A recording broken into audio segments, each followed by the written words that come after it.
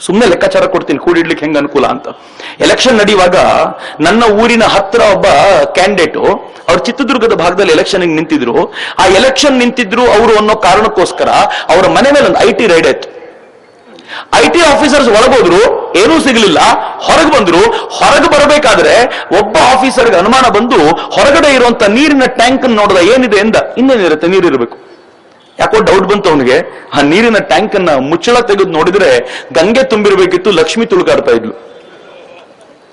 ಎಷ್ಟಿತ್ತು ಅಂದ್ರೆ ಹೊರಗಡೆ ತೆಗೆದ್ರೆ 2 ಕೋಟಿ ರೂಪಾಯಿ ಇತ್ತು ನೀರಿನ ಟ್ಯಾಂಕಿನೊಳಗೆ. ಮಿತ್ರರೇ, ಯೋಚನೆ ಮಾಡಿ, 1,000 ರೂಪಾಯಿಯ 2 ಕೋಟಿ ರೂಪಾಯಿ ನೀರಿನ ಟ್ಯಾಂಕಿನೊಳಗಿತ್ತು. ಅಕಸ್ಮಾತ್ 1,000 ರೂಪಾಯಿ ನೋಟ್ ಇರಲಿಲ್ಲ ಅಂತ ಇಟ್ಕೊಳ್ಳಿ, ಬರೀ 500 ರೂಪಾಯಿ ನೋಟ್ ಇದ್ದಿದ್ರೆ 1 ಟ್ಯಾಂಕ್ ಸಾಕಾಗ್ತಿರ್ಲಿಲ್ಲ. ಅಷ್ಟೇ ದುಡ್ಡನ್ನು ಇಡ್ಲಿಕ್ಕೆ 2 ಟ್ಯಾಂಕ್ ಬೇಕಾಗ್ತಿತ್ತು. Simple calculation. ಈಗ ಯೋಚನೆ ಮಾಡಿ, 500 ರೂಪಾಯಿ ನೋಟ್ ಇಲ್ಲ, ಬರೀ 100 ರೂಪಾಯಿ ನೋಟ್ ಇದೆ ಅಂತ. ಅದೇ 2 ಕೋಟಿ ರೂಪಾಯಿ ಇಡ್ಲಿಕ್ಕೆ 10 ಟ್ಯಾಂಕ್ ಬೇಕಾಗಿತ್ತು. ಈಗ ಯೋಚನೆ ಮಾಡಿ, 50 ರೂಪಾಯಿ ನೋಟ್ ಮಾತ್ರ ಇದೆ. ಅವರು ಮನೆ ಒಳಗೆ 2 ಕೋಟಿ ರೂಪಾಯಿ ಇಟ್ಟು ಹೊರಗೆ ಟೆಂಟ್ ಹಾಕೊಂಡು ಮಲ್ಕೋಬೇಕಿತ್ತು. It's very simple calculation. ಈ 2 ಕೋಟಿ ರೂಪಾಯಿ, 10 ಕೋಟಿ ರೂಪಾಯಿ, 50 ಕೋಟಿ ರೂಪಾಯಿ ತಮ್ಮ ಮನೆಯಲ್ಲಿ ಇಟ್ಕೊಳ್ಳಿಕ್ಕೋಸ್ಕರ ಹೈಯರ್ ಡಿನಾಮಿನೇಷನ್ ನೋಟುಗಳನ್ನ ಹೈಯೆಸ್ಟ್ ಬಳಸ್ತಾರೆ. ಈ ಬಳಸಿಕೊಂಡು ಇದು ಮೇನ್ ಮಾರ್ಕೆಟ್ಗೆ ಬರದೆ, ಇದು ಈ ದೇಶದ ವ್ಯವಸ್ಥೆಗೆ ಸಿಕ್ಕಾಕೊಳ್ಳದೆ ಒಳಗಡೆ ಬ್ಲ್ಯಾಕ್ ಮನಿ ಆಗಿ ಕೊಳಿತಿರುತ್ತೆ. ಬರೀ ಅವ್ರಿಗೆ ಮಾತ್ರ ಅಲ್ಲ, ನಾವು ಕೂಡ ತಿಜೋರಿಯಲ್ಲಿ ಯಾಕೆ ಕೊಳಸಿಟ್ಕೊಳ್ತೀವಿ ಅಂತಂದ್ರೆ ಅದು ಮೇನ್ ಎಕಾನಮಿಗೆ ಬಂದ್ರೆ ಟ್ಯಾಕ್ಸ್ ಕಟ್ಟಬೇಕಾಗುತ್ತೆ ಅನ್ನೋ ಕಾರಣಕ್ಕೋಸ್ಕರ. ಮಿತ್ರ, ಇದ್ರ ಪ್ರಾಬ್ಲಮ್ ಏನಿದೆ ಗೊತ್ತಾ? ಬಹಳ ಸಿಂಪಲ್ ಆಗಿರುವಂತ 3-4 ಪ್ರಾಬ್ಲಮ್ಗಳು ನಿಮ್ ಜೊತೆ ಹಂಚ್ಕೊಳ್ತೀನಿ. ಮೊದಲಿಗೆ ಯಾರ್ಯಾರು ಬ್ಲ್ಯಾಕ್ ಮನಿ ಇಟ್ಟಿದ್ದಾರೋ ಅವರು ಯಾವುದು ಪ್ರೊಡಕ್ಟಿವ್ ಆಗಿರುವಂತ ವ್ಯವಸ್ಥೆಗಳಲ್ಲಿ ಅದನ್ನು ಇನ್ವೆಸ್ಟ್ ಮಾಡಲ್ಲ. ಯಾವುದೇ ಬ್ಲ್ಯಾಕ್ ಮನಿ ಹೊಂದಿರುವಂತ ವ್ಯಕ್ತಿ ಈ ದೇಶದ GDP ಅನ್ನು ವೃದ್ಧಿಸುವಂತ ಯಾವ ಫ್ಯಾಕ್ಟರಿಯನ್ನು ಕೂಡ ಎಲ್ಲೂ ಕಟ್ಲಿಕ್ಕೆ ಹೋಗಲ್ಲ. ಯಾಕೆ ಅಂತಂದ್ರೆ ಅದನ್ನು ಕಟ್ಟಿದ ಮೇಲೆ ಇನ್ಕಮ್ ಟ್ಯಾಕ್ಸ್ ಡಿಪಾರ್ಟ್ಮೆಂಟ್ ಕೇಳುತ್ತೆ, ಎಲ್ಲಿಂದ ಬಂತು. ಅವನದಕ್ಕೆ ಏನ್ ಮಾಡ್ತಾನೆ ಗೊತ್ತಾ? ಈ ಬ್ಲ್ಯಾಕ್ ಮನಿಯನ್ನ ಜಾಗ ಖರೀದಿ ಮಾಡ್ಲಿಕ್ಕೆ ಬಳಸ್ತಾನೆ, ಅಥವಾ ತನ್ನ ಬಂಗ್ಲೆ ದೊಡ್ಡದಾಗ ಕಟ್ಕೋತಾನೆ. 60 ಕೋಟಿ ರೂಪಾಯಿ ಮನೆ, 100 ಕೋಟಿ ರೂಪಾಯಿ ಮನೆ ಎಲ್ಲಿಂದ ಬಂತು? ಆ 100 ಕೋಟಿ ರೂಪಾಯಿ ಮನೆಯಲ್ಲಿ ದೊಡ್ಡ ಟಿವಿ ಹಾಕೋತಾನೆ. ನಯಾ ಪೈಸೆ ಪ್ರಾಫಿಟ್ ಈ ದೇಶದ ಜನರಿಗಿಲ್ಲ. ಆ ಮನೆಯಲ್ಲಿ ದೊಡ್ಡ ದೊಡ್ಡ ಸೋಫಾ ಹಾಕೋತಾನೆ. ಆ ಮನೇಲಿ ಅವ್ನು ನಾಯಿ ಬಿಟ್ರೆ ಇನ್ಯಾವುದೂ ಓಡಾಡಲ್ಲ. ಮನೇಲಿ ಸೋಫಾ ಹಾಕೊಂಡು ಕೂತ್ಕೊಳ್ತಾನೆ. ಯಾಕಂದ್ರೆ ಬ್ಲ್ಯಾಕ್ ಮನಿ ಏನ್ ಮಾಡಬೇಕು ಅಂತ ಗೊತ್ತಿಲ್ಲ. ಈ ದೇಶದ ಪ್ರೊಡಕ್ಟಿವ್ ಆಗಿರುವಂತ ಯಾವ ಕೆಲಸಕ್ಕೂ ಈ ಬ್ಲ್ಯಾಕ್ ಮನಿ ಬಳಕೆ ಆಗಲ್ಲ. ಈ ದೇಶದ GDP ಡೌನ್ ಆಗ್ತಾನೆ ಹೋಗುತ್ತೆ. ಎಚ್ಚರಿಕೆಯಿಂದ ಗಮನಿಸಬೇಕಾಗಿರುವಂತ ಸಂಗತಿ. ಎರಡನೇದೇನು ಗೊತ್ತಾ? ಈ ದೇಶದಲ್ಲಿ ಕ್ಯಾಶ್ ಎಕಾನಮಿ ನಡೆಯುವಂತ ಕೆಲವು ಜಾಗ ಇದೆ. ಉದಾಹರಣೆಗೆ ರೈತನಿಗೆ ನೀವು ಚೆಕ್ ಕೊಟ್ರೆ ಯಾವತ್ತೂ ನಡೆಯೋದಿಲ್ಲ. ಅವನ ಹತ್ರ ಅವನಿಗೆ ಕ್ಯಾಶ್ ಕೊಡಬೇಕು. ಈ ಬ್ಲ್ಯಾಕ್ ಎಕಾನಮಿ ಇದ್ದವ್ರು ಏನ್ ಮಾಡ್ತಾರೆ? ರೈತನ ಬಳಿಗೆ ಹೋಗ್ತಾರೆ, ಮ್ಯಾನಿಪುಲೇಟ್ ಮಾಡ್ತಾರೆ, ಅವನ ವಸ್ತುಗಳನ್ನ ಅತ್ಯಂತ ಕಡಿಮೆ ಬೆಲೆ ಕೊಂಡ್ಕೊಳ್ತಾರೆ, ತಗೊಂಡ್ಬಂದು ಅದನ್ನು ಸ್ಟೋರ್ ಮಾಡ್ತಾರೆ. 3-4 ತಿಂಗಳ ಕಾಲ ಕೃತಕ ಅಭಾವವನ್ನು ಸೃಷ್ಟಿಸಿ ಅದನ್ನು ವಾಪಸ್ ಮಾರ್ಕೆಟ್ಗೆ 10 ಪಟ್ಟು ಬೆಲೆಗೆ ಮಾರಾಟ ಮಾಡ್ತಾರೆ. ತೊಗರಿ ಬೆಳೆಯನ್ನ ರೈತನ ಹತ್ರ 20 ರೂಪಾಯಿ ಕೆಜಿಗೆ ತಗೊಂಡು ನನಗ್ ಕೊಡ್ಬೇಕಾದ್ರೆ 100 ರೂಪಾಯಿಗೆ ಮಾರಾಟ ಮಾಡ್ತಾರೆ. ನನಗೂ ನಷ್ಟ, ರೈತನಿಗೂ ನಷ್ಟ. ಪ್ರಾಫಿಟ್ ಆಗಿದ್ದು ಇವನಿಗೆ ಮಾತ್ರ. ಇದರಿಂದ ದೇಶಕ್ಕಾದ ಪ್ರಾಫಿಟ್ ಏನೂ ಇಲ್ಲ. ಬ್ಲ್ಯಾಕ್ ಮನಿ ಹೋಲ್ಡರ್ಸ್ ದೊಡ್ಡ ಪ್ರಾಬ್ಲಮ್ ಇದು. ಮೂರನೇದೊಂದು ಪ್ರಾಬ್ಲಮ್ ಇದೆ. ಈ ಬ್ಲ್ಯಾಕ್ ಮನಿ ಇಟ್ಕೊಂಡವರು ಇದನ್ನು ವಿದೇಶಕ್ಕೆ ಸಾಗಿಸ್ತಾರೆ. ಅನೇಕರಿಗೆ ಗೊತ್ತಿಲ್ಲ ಹೆಂಗ್ ವಿದೇಶಕ್ಕೆ ಸಾಗಿಸ್ತಾರೆ ಅಂತ. ಬಹಳ ಸಿಂಪಲ್. ಮೈಸೂರಿನಲ್ಲೂ ಬಹಳ ಜನ ಇದ್ದಾರೆ, ಹವಾಲಾ ಏಜೆಂಟ್ಗಳು ಅಂತ ಕರೀತಾರೆ ಅವರನ್ನ. ನೀವು ಅವ್ರ ಹತ್ರ ಹೋಗಿ ನನ್ನ ಹತ್ರ 20 ಕೋಟಿ ರೂಪಾಯಿ ಇದೆ ಅಂತ 20 ಕೋಟಿ ರೂಪಾಯಿ ಅವನಿಗೆ ಕೊಟ್ರೆ ಅವನು ಅಮೆರಿಕನ್ ಡಾಲರ್ಗಳನ್ನ ನಿಮ್ಗೆ ಅಮೆರಿಕಾದಲ್ಲಿ ಕೊಡ್ತಾನೆ. ಈ ಲಿಂಕ್ ಹೆಂಗಿದೆ ಗೊತ್ತಾ? ಅತ್ಯದ್ಭುತವಾಗಿದೆ. ಪ್ರತಿನಿತ್ಯ ಹವಾಲಾ ಟ್ರಾನ್ಸಾಕ್ಷನ್ ಈ ದೇಶದಲ್ಲಿ ನಡೆಯೋದು. ಹಾರಿ ಹೋಗ್ತೀರಾ ನೀವು? 3,000ದಿಂದ 4,000 ಕೋಟಿ ರೂಪಾಯಿ ಎವ್ರಿ ಡೇ ಹವಾಲಾ ಟ್ರಾನ್ಸಾಕ್ಷನ್. ಈ ರಾಜ್ಯದಲ್ಲಿ ಅನ್ನಭಾಗ್ಯ ಕೊಡ್ಲಿಕ್ಕೆ ಅಂತ ಅಕ್ಕಿಯನ್ನು ಕೊಂಡ್ಕೊಳ್ತಾರಲ್ಲ ಸರ್ಕಾರ, ವರ್ಷಕ್ಕೆ 4,000 ಕೋಟಿ ರೂಪಾಯಿ. ಅದು ಹವಾಲಾ ಹಗರಣದಲ್ಲಿ 1 ದಿನದ ವಹಿವಾಟು ಎಕ್ಸ್ಚೇಂಜ್. ನರೇಂದ್ರ ಮೋದಿ ಯೋಜನೆ ತಗೊಂಡ್ ಬಂದ್ಮೇಲೆ ಏನಾಗಿದೆ ಗೊತ್ತಾ? 4,000 ಕೋಟಿ ಹವಾಲಾ ಹಗರಣ. ಹವಾಲಾಗಳು ಏನಿದ್ರು ಪ್ರತಿನಿತ್ಯ ವ್ಯವಹಾರ ಮಾಡ್ತಿದ್ದವರು ಬಾಯಿ ಹೊಡ್ಕೊಂಡು ಕೂತಿದ್ದಾರೆ. 12 ದಿನಗಳಿಂದ ಬಿಸ್ನೆಸ್ ಇಲ್ಲ. ಬಿಸ್ನೆಸ್ ಹಾಳಾಗೋಗ್ಲಿ, ಕೂಡಿಟ್ಟ ದುಡ್ಡಿಗೆ ನಯಾ ಪೈಸೆ ಕಿಮ್ಮತ್ತಿಲ್ಲದೆ ವಿಲವಿಲ ಒದ್ದಾಡುವಂತ ಸ್ಥಿತಿಗೆ ಬಂದು ಕೂತು ಬಿಟ್ಟಿದ್ದಾರೆ ಅವರುಗಳೆಲ್ಲ. ಮಿತ್ರರೇ, ಒಬ್ಬನಂತೂ ನವೆಂಬರ್ 9ನೇ ತಾರೀಕು ತನ್ನ ಬಳಿ ಇದ್ದ 500 ಕೋಟಿ ರೂಪಾಯಿಯ ಹವಾಲಾ ಹಣವನ್ನ ಸುಟ್ಟು ಬಿಸಾಡಿದ. ಅದಾಗಿದ ತಕ್ಷಣ ಹವಾಲಾ ಕಿಂಗ್ ಪಿನ್ ಅವರಿಗೆಲ್ಲ ಮಾತನಾಡಿಸಿ ಅವ್ರಿಗೆಲ್ಲ ಹೇಳಿದ್ದಾನೆ, ಯಾರು ದಯಮಾಡಿ ಸುಡಬೇಡ್ರಪ್ಪ, ನಮ್ಮ ಏಜೆಂಟ್ಗಳು ಕೆಲವರು ಡೆಲ್ಲಿಲಿ ಇದ್ದಾರೆ, ನಾವು ಅವ್ರ ಮೂಲಕ ಪ್ರತಿಭಟನೆ ಮಾಡಿಸಿ ಆದ್ರೂ ಇದನ್ನು ರೋಲ್ ಬ್ಯಾಕ್ ಮಾಡ್ಲಿಕ್ಕೆ ಬೇಕಾದ ವ್ಯವಸ್ಥೆ ಮಾಡ್ಕೊಳ್ತೀವಿ, ಪ್ಲೀಸ್ ಇನ್ ಸ್ವಲ್ಪ ದಿನ ವೇಟ್ ಮಾಡಿ ಅಂತ. ಯಾರು ಏಜೆಂಟ್ಸ್ ಅಂತ ನಾನು ಹೇಳಲಿಲ್ಲ, ನಾನು ಸುಮ್ಮನೆ ಹಿಂಗೆ ಹೇಳಿದ್ರು ಅಂತ ಹೇಳಿರೋದು ಅಷ್ಟೇ. ಈ ಏಜೆಂಟ್ಗಳು ಗಾಬರಿ ಬಿದ್ದು ಹೆಂಗೆ ಒದ್ದಾಡ್ತಿದ್ದಾರೆ ಅಂತಂದ್ರೆ ಹೆಂಗಾದ್ರೂ ಮಾಡಿ ತಮ್ಮ ಈ ಸಂಬಂಧಿಕರನ್ನು ಉಳಿಸಬೇಕು ಅಂತ ದೊಡ್ಡ ಪ್ರಮಾಣದಲ್ಲಿ ನಿಲ್ಲುವಂತ ಪ್ರಯತ್ನ ಮಾಡಿದ್ದಾರೆ. ಆದ್ರೆ ಈ ಪ್ರಯತ್ನ ಸೋಲಿಕ್ಕೆ ಕಾರಣ ಏನ್ ಗೊತ್ತೇನು? ಈ ದೇಶದ 99% ಜನ ನಾವಿದ್ರ ಪರವಾಗಿದ್ದೀವಿ, ಯಾವನ್ ಏನ್ ಮಾಡ್ಕೊಳ್ತಾನೋ ನಾವು ನಿಮ್ ಜೊತೆ ಇದ್ದೀವಿ ಅಂತ ಬಹಳ ಅದ್ಭುತ ರೀ. ನನಗೆ ಭಾರತದ ಹೊಸ ರಾಷ್ಟ್ರೀಯತೆಯ ಉದಯ ಇವತ್ತಾಗ್ತಿದೆ ಅಂತ ಅನ್ಸುತ್ತೆ. ಯಾವುದೋ ಮೈಸೂರಿನಲ್ಲಿ ಇಷ್ಟು ಸಾವಿರ ಜನ ನರೇಂದ್ರ ಮೋದಿ ಅವರು ತೆಗೆದುಕೊಂಡಿರೋ ಈ ನಿರ್ಣಯ ನನ್ನ ಮಕ್ಕಳಿಗೆ ಮೊಮ್ಮಕ್ಕಳಿಗೆ ಉಪಯೋಗ ಆಗುತ್ತೆ ಆಗಿರೋದ್ರಿಂದ ನಾನು ಸಮರ್ಥಿಸ್ತೀನಿ ಅಂತ ಹೇಳ್ಕೊಂಡು ನಿಂತಿದ್ದಾರಲ್ಲ, ಹ್ಯಾಟ್ಸ್ ಆಫ್ ಅಂತ ನಾನು ನಿಮ್ಗೆಲ್ರಿಗೂ ಅಭಿನಂದನೆ ಸಲ್ಲಿಸಬೇಕು. ಎರಡನೇ ಮಾತಿದೆ, ಅಕಸ್ಮಾತ್ ನರೇಂದ್ರ ಮೋದಿ ಬಿಟ್ಟು ಇನ್ಯಾರೇ ಈ ಯೋಜನೆ ತೆಗೆದುಕೊಂಡು ಬಂದಿದ್ರು ಜನ ಬೀದಿಲಿ ದಂಗೆ ಮಾಡಿರ್ತಿದ್ರು, ಕಲ್ಲು ಹೊಡೆದು ಗಲಾಟೆ ಮಾಡಿರ್ತಿದ್ರು. ಯಾಕೆ ಅಂತಂದ್ರೆ ವಿಶ್ವಾಸದ ಕೊರತೆ ಇರ್ತಿತ್ತು ಅಂತ. ಈ ದೇಶದ ಪ್ರಧಾನಿ ಹೆಂಗಿದ್ದಾರೆ ಗೊತ್ತಾ? ನಾನು ತುಂಬಾ ಹೊಗಳ್ತೀನಿ ಅಂತ ತಪ್ಪು ತಿಳ್ಕೊಳ್ಬೇಡಿ, ನಾನು ಕೂಡ ನರೇಂದ್ರ ಮೋದಿ ಅವ್ರ ಭಕ್ತ ಅಂತ ಯಾವತ್ತೂ ಹೇಳ್ಕೊಳ್ಳಿಲ್ಲ. ನಂಗೇನ್ ಬಹಳ ಇಷ್ಟ ಆಗುವಂತ ಸಂಗತಿ ಅಲ್ಲ. ಅವ್ರು ತಪ್ಪು ಮಾಡಿದಾಗ ಎದುರಿಸಿ ನಿಲ್ಲಬೇಕು, ಗಲಾಟೆ ಮಾಡಬೇಕು ಅಂತ ಹೇಳೋನು. ಆದ್ರೆ ನವೆಂಬರ್ 8ನೇ ತಾರೀಕು ರಾತ್ರಿ ನಾನೊಂದು ಫೇಸ್ಬುಕ್ ಸ್ಟೇಟಸ್ ಹಾಕೊಂಡೆ, ಅಕಸ್ಮಾತ್ ನರೇಂದ್ರ ಮೋದಿನ ಹೊಗಳೋದ್ರಿಂದ ಭಕ್ತ ಅಂತ ಕರೆಯೋದಾದ್ರೆ ಹಾಳಾಗಿ ಹೋಗ್ಲಿ ಬಿಡಿ, ನನ್ನನ್ನು ಭಕ್ತ ಅಂತ ಕರೆದ್ಬಿಡಿ, ಐ ಡೋಂಟ್ ಬಾದರ್ ಅಂತ. ಯಾಕೆಂದ್ರೆ ಇಂಥ ವ್ಯಕ್ತಿಗೆ ಭಕ್ತನಾಗೋದ್ರಲ್ಲೂ ಮಜಾ ಇದೆ ರೀ. ಯಾಕೆಂದ್ರೆ ದೇಶದ ಕುರಿತಂತೆ ಸದಾಕಾಲ ಆಲೋಚನೆ ಮಾಡುವ ವ್ಯಕ್ತಿಯ ಜೊತೆ ನಿಂತ್ಕೊಳ್ಳೋ ಮಜವೇ ಬೇರೆ ಅಂತ ನಾನು ಅತ್ಯಂತ ಧೈರ್ಯವಾಗಿ ನಿಮ್ ಜೊತೆ ಹಂಚಿಕೊಳ್ಳಬಲ್ಲೆ ಮಿತ್ರರೇ. ಈ ಎಲ್ಲ ಏಜೆಂಟ್ಗಳ ಎದುರಿಗೆ ನಿಂತಿದ್ದಾರಲ್ಲ, ಈ ದೇಶದ ಜನ ಎಷ್ಟರ ಮಟ್ಟಿಗೆ ನಂಬ್ತಾರೆ ಅಂದ್ರೆ ನರೇಂದ್ರ ಮೋದಿ ಅಧಿಕಾರಕ್ಕೆ ಬಂದ ತಕ್ಷಣ ಹೇಳಿದ್ರು ನಾ ಖಾऊंगा ನಾ ಖಾನೆ ದೂಂಗಾ. ಅವ್ರು ತಿನ್ನಲ್ಲ ಅಂತಂತೂ ಖಾತ್ರಿ ಇತ್ತು, ತಿನ್ಲಿಕ್ಕೂ ಬಿಡಲ್ಲ ಈ ಪುಣ್ಯಾತ್ಮ ಅಂತ ಟೆನ್ಷನ್ ಶುರುವಾಗಿದೆ ಅನೇಕರಿಗೆ. ಎಷ್ಟರ ಮಟ್ಟಿಗೆ ಈ ವಿಶ್ವಾಸ ನಮಗಿದೆ ಅಂತಂದ್ರೆ, ಒಂದು ಸಲ ಲಾಲ್ ಬಹದ್ದೂರ್ ಶಾಸ್ತ್ರಿ ಊಟ ಬಿಡಿ ಅಂತಂದ್ರು, ಈ ದೇಶ ಜನ ಊಟ ಬಿಟ್ಟಿದ್ರು. ನರೇಂದ್ರ ಮೋದಿ ಸಬ್ಸಿಡಿ ಬಿಡಿ ಅಂದ್ರೆ ಸಬ್ಸಿಡಿ ಬಿಟ್ರಲ್ರಿ ಜನ. ಊಟ ಬಿಡೋದಾದ್ರೂ ಒಂದಿನದ ಊಟ, ಸಬ್ಸಿಡಿ ಬಿಡೋದಂದ್ರೆ ಬರುವಂತ ದುಡ್ಡನ್ನು ಬಿಡಬೇಕು. ಆದ್ರೆ ಈ ದೇಶ ಜನ ಹೇಳಿದ್ರು ನೀನು ಪ್ರಾಮಾಣಿಕವಾಗಿರುವಾಗ ನಾವು ನಿನ್ನಷ್ಟೇ ಪ್ರಾಮಾಣಿಕರು, ತಗೋ ಸಬ್ಸಿಡಿ ಬೇಕಾಗಿಲ್ಲ ನಮಗೆ ಅಂತ ಪ್ರಾಮಾಣಿಕವಾಗಿ ಬಿಡೋ ಪ್ರಮೇಯ ಇತ್ತಲ್ಲ. ಹಿಂಗಾಗಿ 2.5 ವರ್ಷಗಳಲ್ಲಿ ಈ ದೇಶದ ಪ್ರಧಾನಿ ಜನರಿಂದ ಗಳಿಸಿರುವಂತ ದೊಡ್ಡ ಶಕ್ತಿ ಅಂದ್ರೆ ಪ್ರಾಮಾಣಿಕತೆಯ ಮೇಲಿನ ವಿಶ್ವಾಸ. ಅವರಿಗೂ ನಮ್ಮ ಮೇಲೆ ವಿಶ್ವಾಸ ಇದೆ, ನಮಗೂ ಅವ್ರ ಮೇಲೆ ವಿಶ್ವಾಸ ಇದೆ. ಹಿಂಗಾಗಿ 10-12 ದಿನಗಳ ನಂತರವೂ ಕೂಡ ಈ ಪ್ರೋಗ್ರಾಮ್ ಸಕ್ಸಸ್ಫುಲ್ ಆಗಿ ರನ್ ಆಗ್ತಾ ಇದೆ ಅಂತ. ಮಿತ್ರರೇ, 3 ಅಂಶಗಳು ನಿಮ್ಗೆ ಹೇಳಿದೆ. 4ನೇದೊಂದು ಅಂಶ ಇದೆ, ಈ ಬ್ಲಾಕ್ ಮನಿಯ ಪ್ರಾಬ್ಲಮ್. ಈ ಬ್ಲಾಕ್ ಮನಿ ಇಟ್ಕೊಂಡಿದ್ದವರು ಇದನ್ನ ವಿದೇಶದ ಬ್ಯಾಂಕ್ಗಳಲ್ಲಿ ತುಂಬಿಸ್ಲಿಕ್ಕೋಸ್ಕರ ಪಾಕಿಸ್ತಾನದಲ್ಲಿ ಮತ್ತು ದುಬೈನಲ್ಲಿ ತನ್ನ ಲಿಂಕ್ ಅನ್ನ ಇಟ್ಕೊಂಡಿರುವಂತ ಮಾಫಿಯಾ ಡಾನ್ಗಳ ಸಪೋರ್ಟ್ ಪಡ್ಕೋತಾರೆ. ಏನೂ ಇಲ್ಲ, ದಾವೂದ್ ಇಬ್ರಾಹಿಮನ್ನ ಎಳ್ಕೊಂಡು ಬಂದು ನಿನ್ನನ್ನು ನಾವು ನೇಣಿಗೆ ಹಾಕಲ್ಲ, ಬಿಟ್ಟು ಬಿಡ್ತೀವಿ, ಯಾವ್ಯಾವ ರಾಜಕಾರಣಿಗಳ ಜೊತೆ ಯಾವ್ಯಾವ ಸಿನಿಮಾ ಆಕ್ಟರ್ಗಳ ಜೊತೆ ನಿಂಗೆ ಸಂಪರ್ಕ ಇದೆ ಹೇಳು ಅಂದ್ರೆ ಅವನ ಪುಣ್ಯಾತ್ಮ ಎಲ್ಲ ಬಾಯ್ ಬಿಟ್ಬಿಡ್ತಾನೆ. ಈ ಎಲ್ಲ ರಾಜಕಾರಣಿಗಳಿದಾರಲ್ಲ, ನಾನು ಬರೀ ರಾಜಕಾರಣಿಗಳನ್ನ ಅಷ್ಟೇ ಹೇಳಲಿಕ್ಕೆ ಇಚ್ಛೆ ಪಡಲ್ಲ, ಇನ್ಕ್ಲೂಡಿಂಗ್ ಸಿನಿಮಾ ತಾರೆಗಳು ಯಾರು ದಾವೂದ್ ಇಬ್ರಾಹಿಂ ಮಗಳ ಮದುವೆಗೆ ಮಗನ ಮದುವೆಗೆ ಶರ್ಟ್ ಬಿಚ್ಚೆಲ್ಲ ಡ್ಯಾನ್ಸ್ ಮಾಡ್ಕೊಂಡು ಕುಣಿತಿರ್ತಾರಲ್ಲ, ಇವ್ರಿಗೆಲ್ರಿಗೂ ಇರುವಂತ ಅಗತ್ಯ ಏನು ಅಂತಂದ್ರೆ ಈ ದುಡ್ಡನ್ನ ವಿದೇಶಕ್ಕೆ ಟ್ರಾನ್ಸ್ಫರ್ ಮಾಡಬೇಕು ಅಂತ. ಆ ಟ್ರಾನ್ಸ್ಫರ್ ಮಾಡುವಂತ ದಂಧೆ ಕೂಡ ಈ ದೇಶದ ಕ್ರೆಡಿಬಿಲಿಟಿನ ಕಡಿಮೆ ಮಾಡ್ತಾ ಹೋಗ್ಬಿಡುತ್ತೆ. ಇದು ಈ ದೇಶದ ದುರ್ದೈವ. ಎಲ್ಲಕ್ಕಿಂತಲೂ ದೊಡ್ಡ ಪ್ರಾಬ್ಲಮ್ ಏನ್ ಗೊತ್ತಾ? ಈ ದೇಶದಲ್ಲಿ ಕೌಂಟರ್ಫಿಟ್ ನೋಟ್ಸ್ ತುಂಬಾ ಓಡಾಡ್ತವೆ. ದೊಡ್ಡ ದೊಡ್ಡ ಮೊತ್ತದ ನೋಟ್ ಇದ್ರೆ ಇದೊಂದು ದೊಡ್ಡ ಪ್ರಾಬ್ಲಮ್ ಇದೆ. ನಿಮ್ಗೊಂದು ಅಪರೂಪದ ಸಂಗತಿ ಹೇಳ್ತೀನಿ, ನಿಮ್ಗೆ ಶಾಕ್ ಆಗುತ್ತೆ. ಕಾಮನ್ ಸೆನ್ಸ್ ಕೂಡ ಹೇಳುತ್ತೆ ಎಂತ ಅಯೋಗ್ಯರು ನಮ್ಮನ್ನು ಆಳ್ಬಿಟ್ರು ಅಂತ. ಕಳೆದ ಸರ್ಕಾರ ಇದ್ದಾಗ ಈ ದೇಶದಲ್ಲಿ 1000 ಮತ್ತು 500 ನೋಟ್ ಅನ್ನು ಪ್ರಿಂಟ್ ಮಾಡ್ಲಿಕ್ಕೆ ದೆಲಾರು ಅನ್ನುವಂತ ಒಂದು ಬ್ರಿಟಿಷ್ ಕಂಪನಿ ಜೊತೆ ಒಂದು ಒಪ್ಪಂದ ಮಾಡ್ಕೊಂಡಿದ್ರು, ದೆಲಾರು ಅಂತ. ಈ ಬ್ರಿಟಿಷ್ ಕಂಪನಿ ನಮಗೆ ನೋಟನ್ನು ಪ್ರಿಂಟ್ ಮಾಡ್ಲಿಕ್ಕೆ ಬೇಕಾಗಿರುವಂತ ಪೇಪರ್ ಒದಗಿಸ್ತಾ ಇತ್ತು. ಮಿತ್ರರೇ, ಆಶ್ಚರ್ಯ ಆಗುತ್ತೆ ನಿಮಗೆ, ಇದೇ ಕಂಪನಿ ಪಾಕಿಸ್ತಾನಕ್ಕೆ ತಮ್ಮ ನೋಟನ್ನು ಪ್ರಿಂಟ್ ಮಾಡ್ಲಿಕ್ಕೂ ಪೇಪರ್ ಒದಗಿಸ್ತಾ ಇತ್ತು. ಬಹಳ ಜನ ಹೌದಾ, ಇಷ್ಟು ಕಾಮನ್ ಸೆನ್ಸ್ ಇಲ್ವಾ ಅವರಿಗೆ? ಪಾಕಿಸ್ತಾನ ಪ್ರಿಂಟ್ ಮಾಡುತ್ತೆ ಅಂತ ಗೊತ್ತಿಲ್ವಾ? ಇದ್ರಪ್ಪ, ಈ ತರದವ್ರು ಆಳಿದ್ರು ನಮ್ಮನ್ನ. ಪಾಕಿಸ್ತಾನ ಆ ಪೇಪರ್ನ ಸಹಜವಾಗಿ ತರಿಸ್ಕೊಳ್ತಿತ್ತು, ಕಾಪಿ ಮಾಡಿದ ಅಥವಾ ಕದ್ದಿರುವಂತ ಡೈ ಮೂಲಕ 1000 ಮತ್ತು 500 ನೋಟನ್ನ ಪ್ರಿಂಟ್ ಮಾಡ್ತಿತ್ತು. ಮಿತ್ರರೇ, ಒಂದು 1000 ನೋಟ್ ಪ್ರಿಂಟ್ ಮಾಡ್ಲಿಕ್ಕೆ 2.25 ರಿಂದ 3.25 ರೂಪಾಯಿ ಖರ್ಚಾಗುತ್ತೆ. ಒಂದು ನೋಟನ್ನ ಟ್ರಾನ್ಸ್ಪೋರ್ಟೇಷನ್ ಮಾಡ್ಲಿಕ್ಕೆ 20 ರೂಪಾಯಿ. That's huge. ನಾನು ದೊಡ್ಡ ಮಾರ್ಜಿನ್ ಇಟ್ಟಿದ್ದೀನಿ. 20 ರೂಪಾಯಿ ಅಂತ ಹೇಳಿದ್ರು 25 ರೂಪಾಯಿಂದ 30 ರೂಪಾಯಿ ಖರ್ಚಾಗುತ್ತೆ. ಅದು ನೇಪಾಳಕ್ಕೆ ಮತ್ತು ಬಾಂಗ್ಲಾದೇಶದ ಬಾರ್ಡರ್ಗೆ ಬಂದು ನಿಂತಾಗ ಅದು ಒಳಗೆ ಬರಬೇಕಾದ್ರೆ 100 ರೂಪೀಸ್ ಪ್ರಾಫಿಟ್ ಅವ್ರ ಕೈಲಿ ಕೊಟ್ಟರು 130 ರಿಂದ 150 ರೂಪಾಯಿಗೆ 1000 ರೂಪಾಯಿ ನೋಟ್ ಸಿಗುತ್ತೆ. 850 ರೂಪಾಯಿ ಪ್ರಾಫಿಟ್ 1000 ರೂಪಾಯಿ ನೋಟ್ನಲ್ಲಿ. ಪಶ್ಚಿಮ ಬಂಗಾಳದಲ್ಲಿ ಮಾಲ್ಡಾ ಅಂತ ಒಂದು ಜಾಗ ಇದೆ.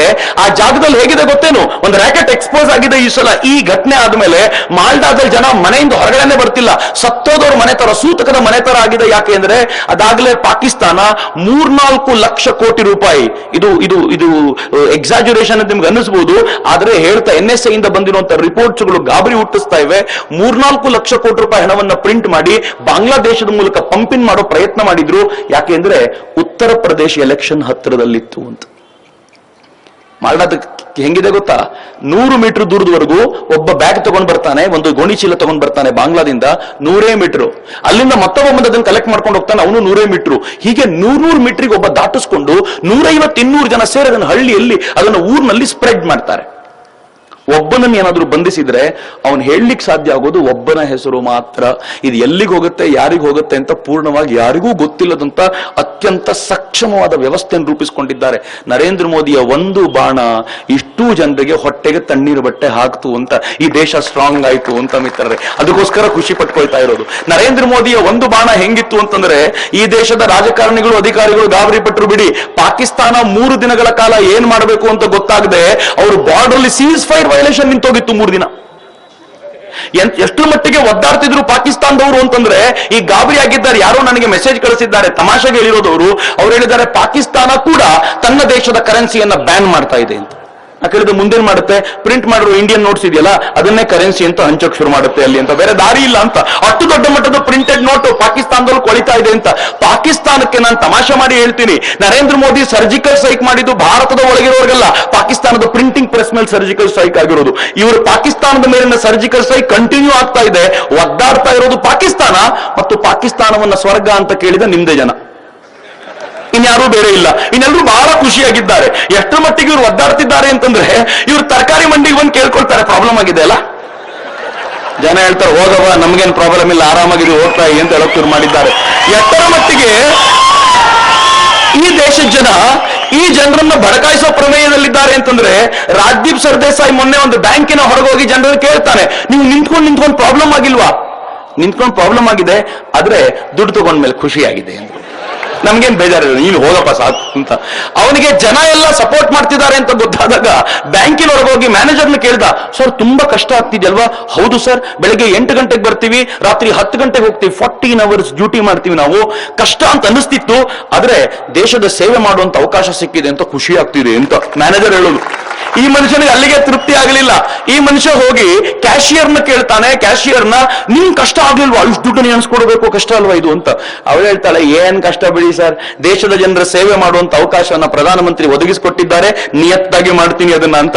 ಕ್ಯಾಶಿಯರ್ ಹೇಳ್ತಾರಲ್ಲ, ಎಂತ ಬದಲಾವಣೆಗಳು ಗೊತ್ತೇನು ಈ ದೇಶದಲ್ಲಿ. ಇವರೆಲ್ಲ ಒದ್ದಾಡ್ ಹೋಗಿದ್ದಾರೆ. ಮೊದಲ 4 ದಿನ ದಂಗೆ ಮಾಡಿಸ್ಬೇಕು ಅಂತ ಪ್ರಯತ್ನ ಪಟ್ಟರು, 5-6ನೇ ದಿನ ಸಹಜವಾಗಿ ಕಡಿಮೆ ಆಗ್ತಾ ಬಂತು. ಹೇಗಾಯ್ತು ಅಂದ್ರೆ, ಇವತ್ತು ಈ ದೇಶದಲ್ಲಿ ನಾರ್ಮಲ್ ಸ್ಥಿತಿಗೆ ದೇಶ ಬಂದು ನಿಂತು ಬಿಡ್ತು. ಡಿಮಾನಿಟೈಸ್ ಆಗಿದೆ ಅನ್ನೋದು ಮರ್ತೇ ಹೋಗ್ಬಿಡ್ತೀವಿ 4 ದಿನದಲ್ಲಿ. ನಾರ್ಮಲ್ ಸಿಚುವೇಶನ್ಗೆ ಭಾರತ ತಂದು ನಿಲ್ಸ್ಬಿಡ್ತೀವಲ್ಲ, ಇದು ನರೇಂದ್ರ ಮೋದಿ ಅವರು ಮಾಡಿರುವಂತ ದೊಡ್ಡ ಸಾಧನೆ ಅಂತ. ಮಿತ್ರರೇ, ನಾನು ಆ ಮನುಷ್ಯನ್ ಪದೇ ಹೇಳಬೇಕಾದಾಗ ಯಾಕೆ ಹೇಳ್ತಿದ್ದೀನಿ ಅಂತಂದ್ರೆ, ಈ ಯೋಜನೆ ಮಾಡಿದ್ದು ಯಾರು ಗೊತ್ತಾ? IITಯಲ್ಲಿ ಓದಿರುವಂತ, IRS ಪಾಸ್ ಮಾಡಿರುವಂತ ವ್ಯಕ್ತಿ ಅಲ್ಲ, ಟೀ ಮಾರ್ಕೊಂಡು ತಿರುಗಾಡ್ತಿದ್ದಂತ ಒಬ್ಬ ಸಾಮಾನ್ಯ ವ್ಯಕ್ತಿ. ಅರವಿಂದ್ ಕೇಜ್ರಿವಾಲ್ ಒಂದು ದೇವಸ್ಥಾನದಲ್ಲಿ ನಿಂತುಕೊಂಡು, ಆಂಜನೇಯನ ದೇವಸ್ಥಾನಕ್ಕೆ ಅದನ್ನ ಬಂದ ಮೇಲೆ ಒಂದು ಟ್ವೀಟ್ ಮಾಡಿದ್ದಾನೆ. ಗೊತ್ತಿಲ್ಲ ನಂಗೆ, ಹಿಂದೂಗಳು ಓಟ್ ತಗೊಳ್ಳಿಕ್ಕೆ ಇರಬೇಕು. ಟ್ವೀಟ್ ಏನ್ ಮಾಡಿದ್ದಾನೆ ಅಂತಂದ್ರೆ, ನಾನು ಆಂಜನೇಯನ ದೇವಸ್ಥಾನಕ್ಕೆ ಹೋಗಿದ್ದೆ, ಭ್ರಷ್ಟಾಚಾರವನ್ನ ಕಡಿಮೆ ಮಾಡುವಂತ ಆಂಜನೇಯನಲ್ಲಿ ಪ್ರಾರ್ಥನೆ ಮಾಡ್ಕೊಂಡೆ ಅಂತ.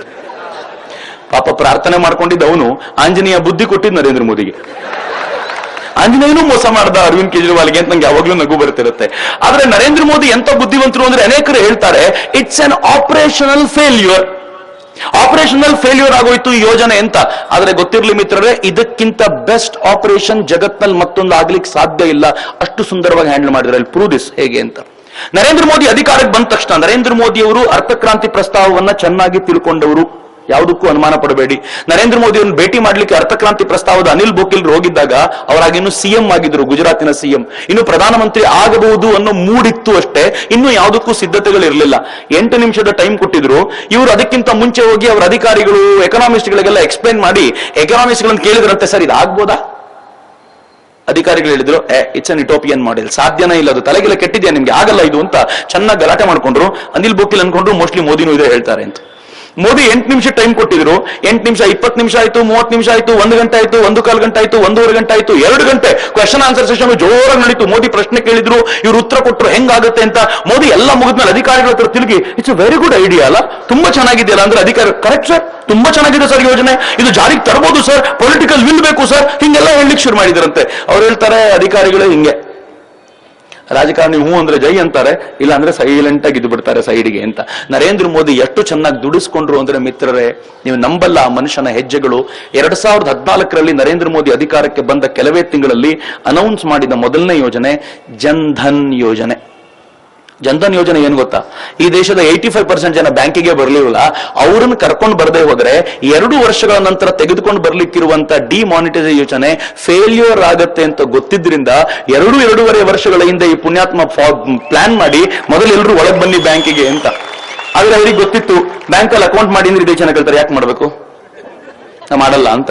ಆದ್ರೆ ಚಾಯ್ವಾಲ ಯಾರಿಗೆ ಎಷ್ಟು ಸಕ್ಕರೆ ಹಾಕಬೇಕು, ಎಷ್ಟು ಸಕ್ಕರೆ ಕಡಿಮೆ ಆಗ್ಬೇಕು, ಯಾರಿಗೆ ಕಡಕ್ ಟೀ ಕೊಡಬೇಕು, ಯಾರಿಗೆ ಹಾಲು ಮಿಕ್ಸ್ ಮಾಡಬೇಕು, ಯಾರಿಗೆ ಬ್ಲಾಕ್ ಟೀ ಕೊಡಬೇಕು, ಯಾರಿಗೆ ಲೆಮನ್ ಹಿಂಡಬೇಕು ಎಲ್ಲ ಗೊತ್ತು ಅವರಿಗೆ. ಹುಳಿ ಎಲ್ಲಿ ಹಿಂಡಬೇಕು ಎಲ್ಲಿ ಹಿಂಡಬಾರ್ದು ತುಂಬಾ ಚೆನ್ನಾಗಿ ಗೊತ್ತಿದೆ ಅವರಿಗೆ. ಅವ್ರು ಯೋಚನೆ ಮಾಡಿ ಈ ದೇಶದ ಜನರಿಗೆ ಹೇಳಿದ್ರು, ನೀವು ಕಟ್ಟಬೇಕು ಯಾಕೆ ಅಂತಂದ್ರೆ ನಾನು ಹೊಸ ಸ್ಕೀಮ್ ತಂದಿದ್ದೀನಿ, 0 ಬ್ಯಾಲೆನ್ಸ್ ಅಕೌಂಟ್ ಇಡಿ ಅಂತಂದ್ರು. ಅವ್ರಿಗೆ ಗೊತ್ತಿತ್ತು ಅಲ್ಲಿವರೆಗೂ ಬ್ಯಾಂಕಿಗೆ ಹೋದ್ರೆ ಬ್ಯಾಂಕಿನ ಕೆಲಸ ಮಾಡೋರು ಕೇಳ್ತಾರೆ, ಏನ್ ಕೆಲಸ ಅಪ್ಪ ಇದು, 100 ರೂಪಾಯಿ ಇಡು, 500 ರೂಪಾಯಿ ಇಟ್ಟರೆ ಚೆಕ್ ಕೊಡ್ತೀನಿ, 2000 ರೂಪಾಯಿ ಇಟ್ಟರೆ ಇಂಥದ್ದು ಅಂತ ಹೇಳಿನೇ ಓಡಿಸ್ಬಿಡ್ತಾರೆ ಜನರನ್ನ, ಯಾರು ಮೈಂಟೈನ್ ಮಾಡೋರು ಅಂತ. ಆದ್ರೆ ನರೇಂದ್ರ ಮೋದಿ ಮೊದಲನೇ ಬಾರಿಗೆ ಹೇಳಿದ್ರು 0 ಬ್ಯಾಲೆನ್ಸ್ ಅಕೌಂಟ್. ಜನ ಕೇಳಿದ್ರು 0 ಬ್ಯಾಲೆನ್ಸ್ ಯಾಕೆ ಇಡಬೇಕು? ನರೇಂದ್ರ ಮೋದಿ ಹೇಳಿದ್ರು 6 ತಿಂಗಳ ಕಾಲ ಅಕೌಂಟ್ ಅನ್ನು ಹ್ಯಾಂಡಲ್ ಮಾಡಿಬಿಡಿ, ನಾನು ನಿಮಗೆ 5,000 ರೂಪಾಯಿ ಓಡಿ ತಗೊಳ್ಳುವಂತ ಅವಕಾಶವನ್ನು ಕಲ್ಪಿಸಿ ಕೊಡ್ತೀನಿ, ಅದಕ್ಕೋಸ್ಕರ ಬನ್ನಿ ಅಂತ. ಜನ ಬಂದ್ರು ನೋಡಿ ಹೆಂಗೆ ಓಡಿ ಸಿಗುತ್ತಲ್ಲ ಅಂತ. 0 ಬ್ಯಾಲೆನ್ಸ್ ಅಕೌಂಟ್ ಅಲ್ಲಿ ಓಡಿ ಸಿಗುತ್ತೆ ಅಂದ್ರೆ ಯಾರು ಬೇಡ ಅಂತಾರೆ ಅಂತ ಎಲ್ಲರೂ ಬಂದ್ರು. 2.5 ವರ್ಷಗಳೊಳಗೆ ಈ ಟೋಟಲ್ ಯೋಜನೆಯಲ್ಲಿ 22 ಕೋಟಿ ಅಕೌಂಟ್ಗಳಾದವು, 22 crores. 85% ಜನ ಬ್ಯಾಂಕಿಂಗ್ ನಿಂದ ಹೊರಗಿದ್ರು ಅಂತ ಮಾತಾಡ್ತಿದ್ವಲ್ಲ, ಅವರೆಲ್ಲರೂ ಬ್ಯಾಂಕಿಂಗ್ ಸೆಕ್ಟರ್ ಒಳಗೆ ಬರುವಂತ ಅಪರೂಪದ ಅವಕಾಶವನ್ನು ನರೇಂದ್ರ ಮೋದಿ ಕಲ್ಪಿಸಿಕೊಟ್ರು. ಎಲ್ಲ ಬ್ಯಾಂಕಿಂಗ್ ಒಳಗೆ ಬಂದ್ರು. ಇನ್ನು ಮಜಾ ಏನ್ ಗೊತ್ತೇನು, ಬಂದ ಕೆಲವೇ ವರ್ಷಗಳಲ್ಲಿ ಕೆಲವೇ ತಿಂಗಳುಗಳಲ್ಲಿ ಯಾವುದು 0 ಬ್ಯಾಲೆನ್ಸ್ ಅಕೌಂಟ್ ಇರಬೇಕಿತ್ತೋ ಅದು 0 ಬ್ಯಾಲೆನ್ಸ್ ಇರಲಿಲ್ಲ. ಯಾಕೆ ಗೊತ್ತಾ? ನಮ್ಮ ಮನೇಲಿ ಒಂದು ಮಜಾ ಇದೆ.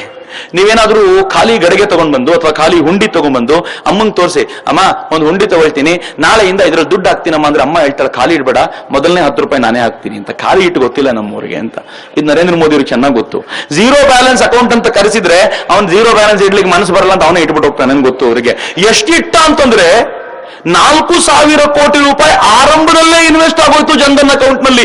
ಯಾವ ಅಕೌಂಟ್ಗೆ ಅವತ್ತು ದುಡ್ಡೇ ಬಂದಿರ್ಲಿಲ್ವೋ ಆ ಅಕೌಂಟ್ಗಳಲ್ಲಿ 4,000 ಕೋಟಿ ರೂಪಾಯಿ ಬಂತು.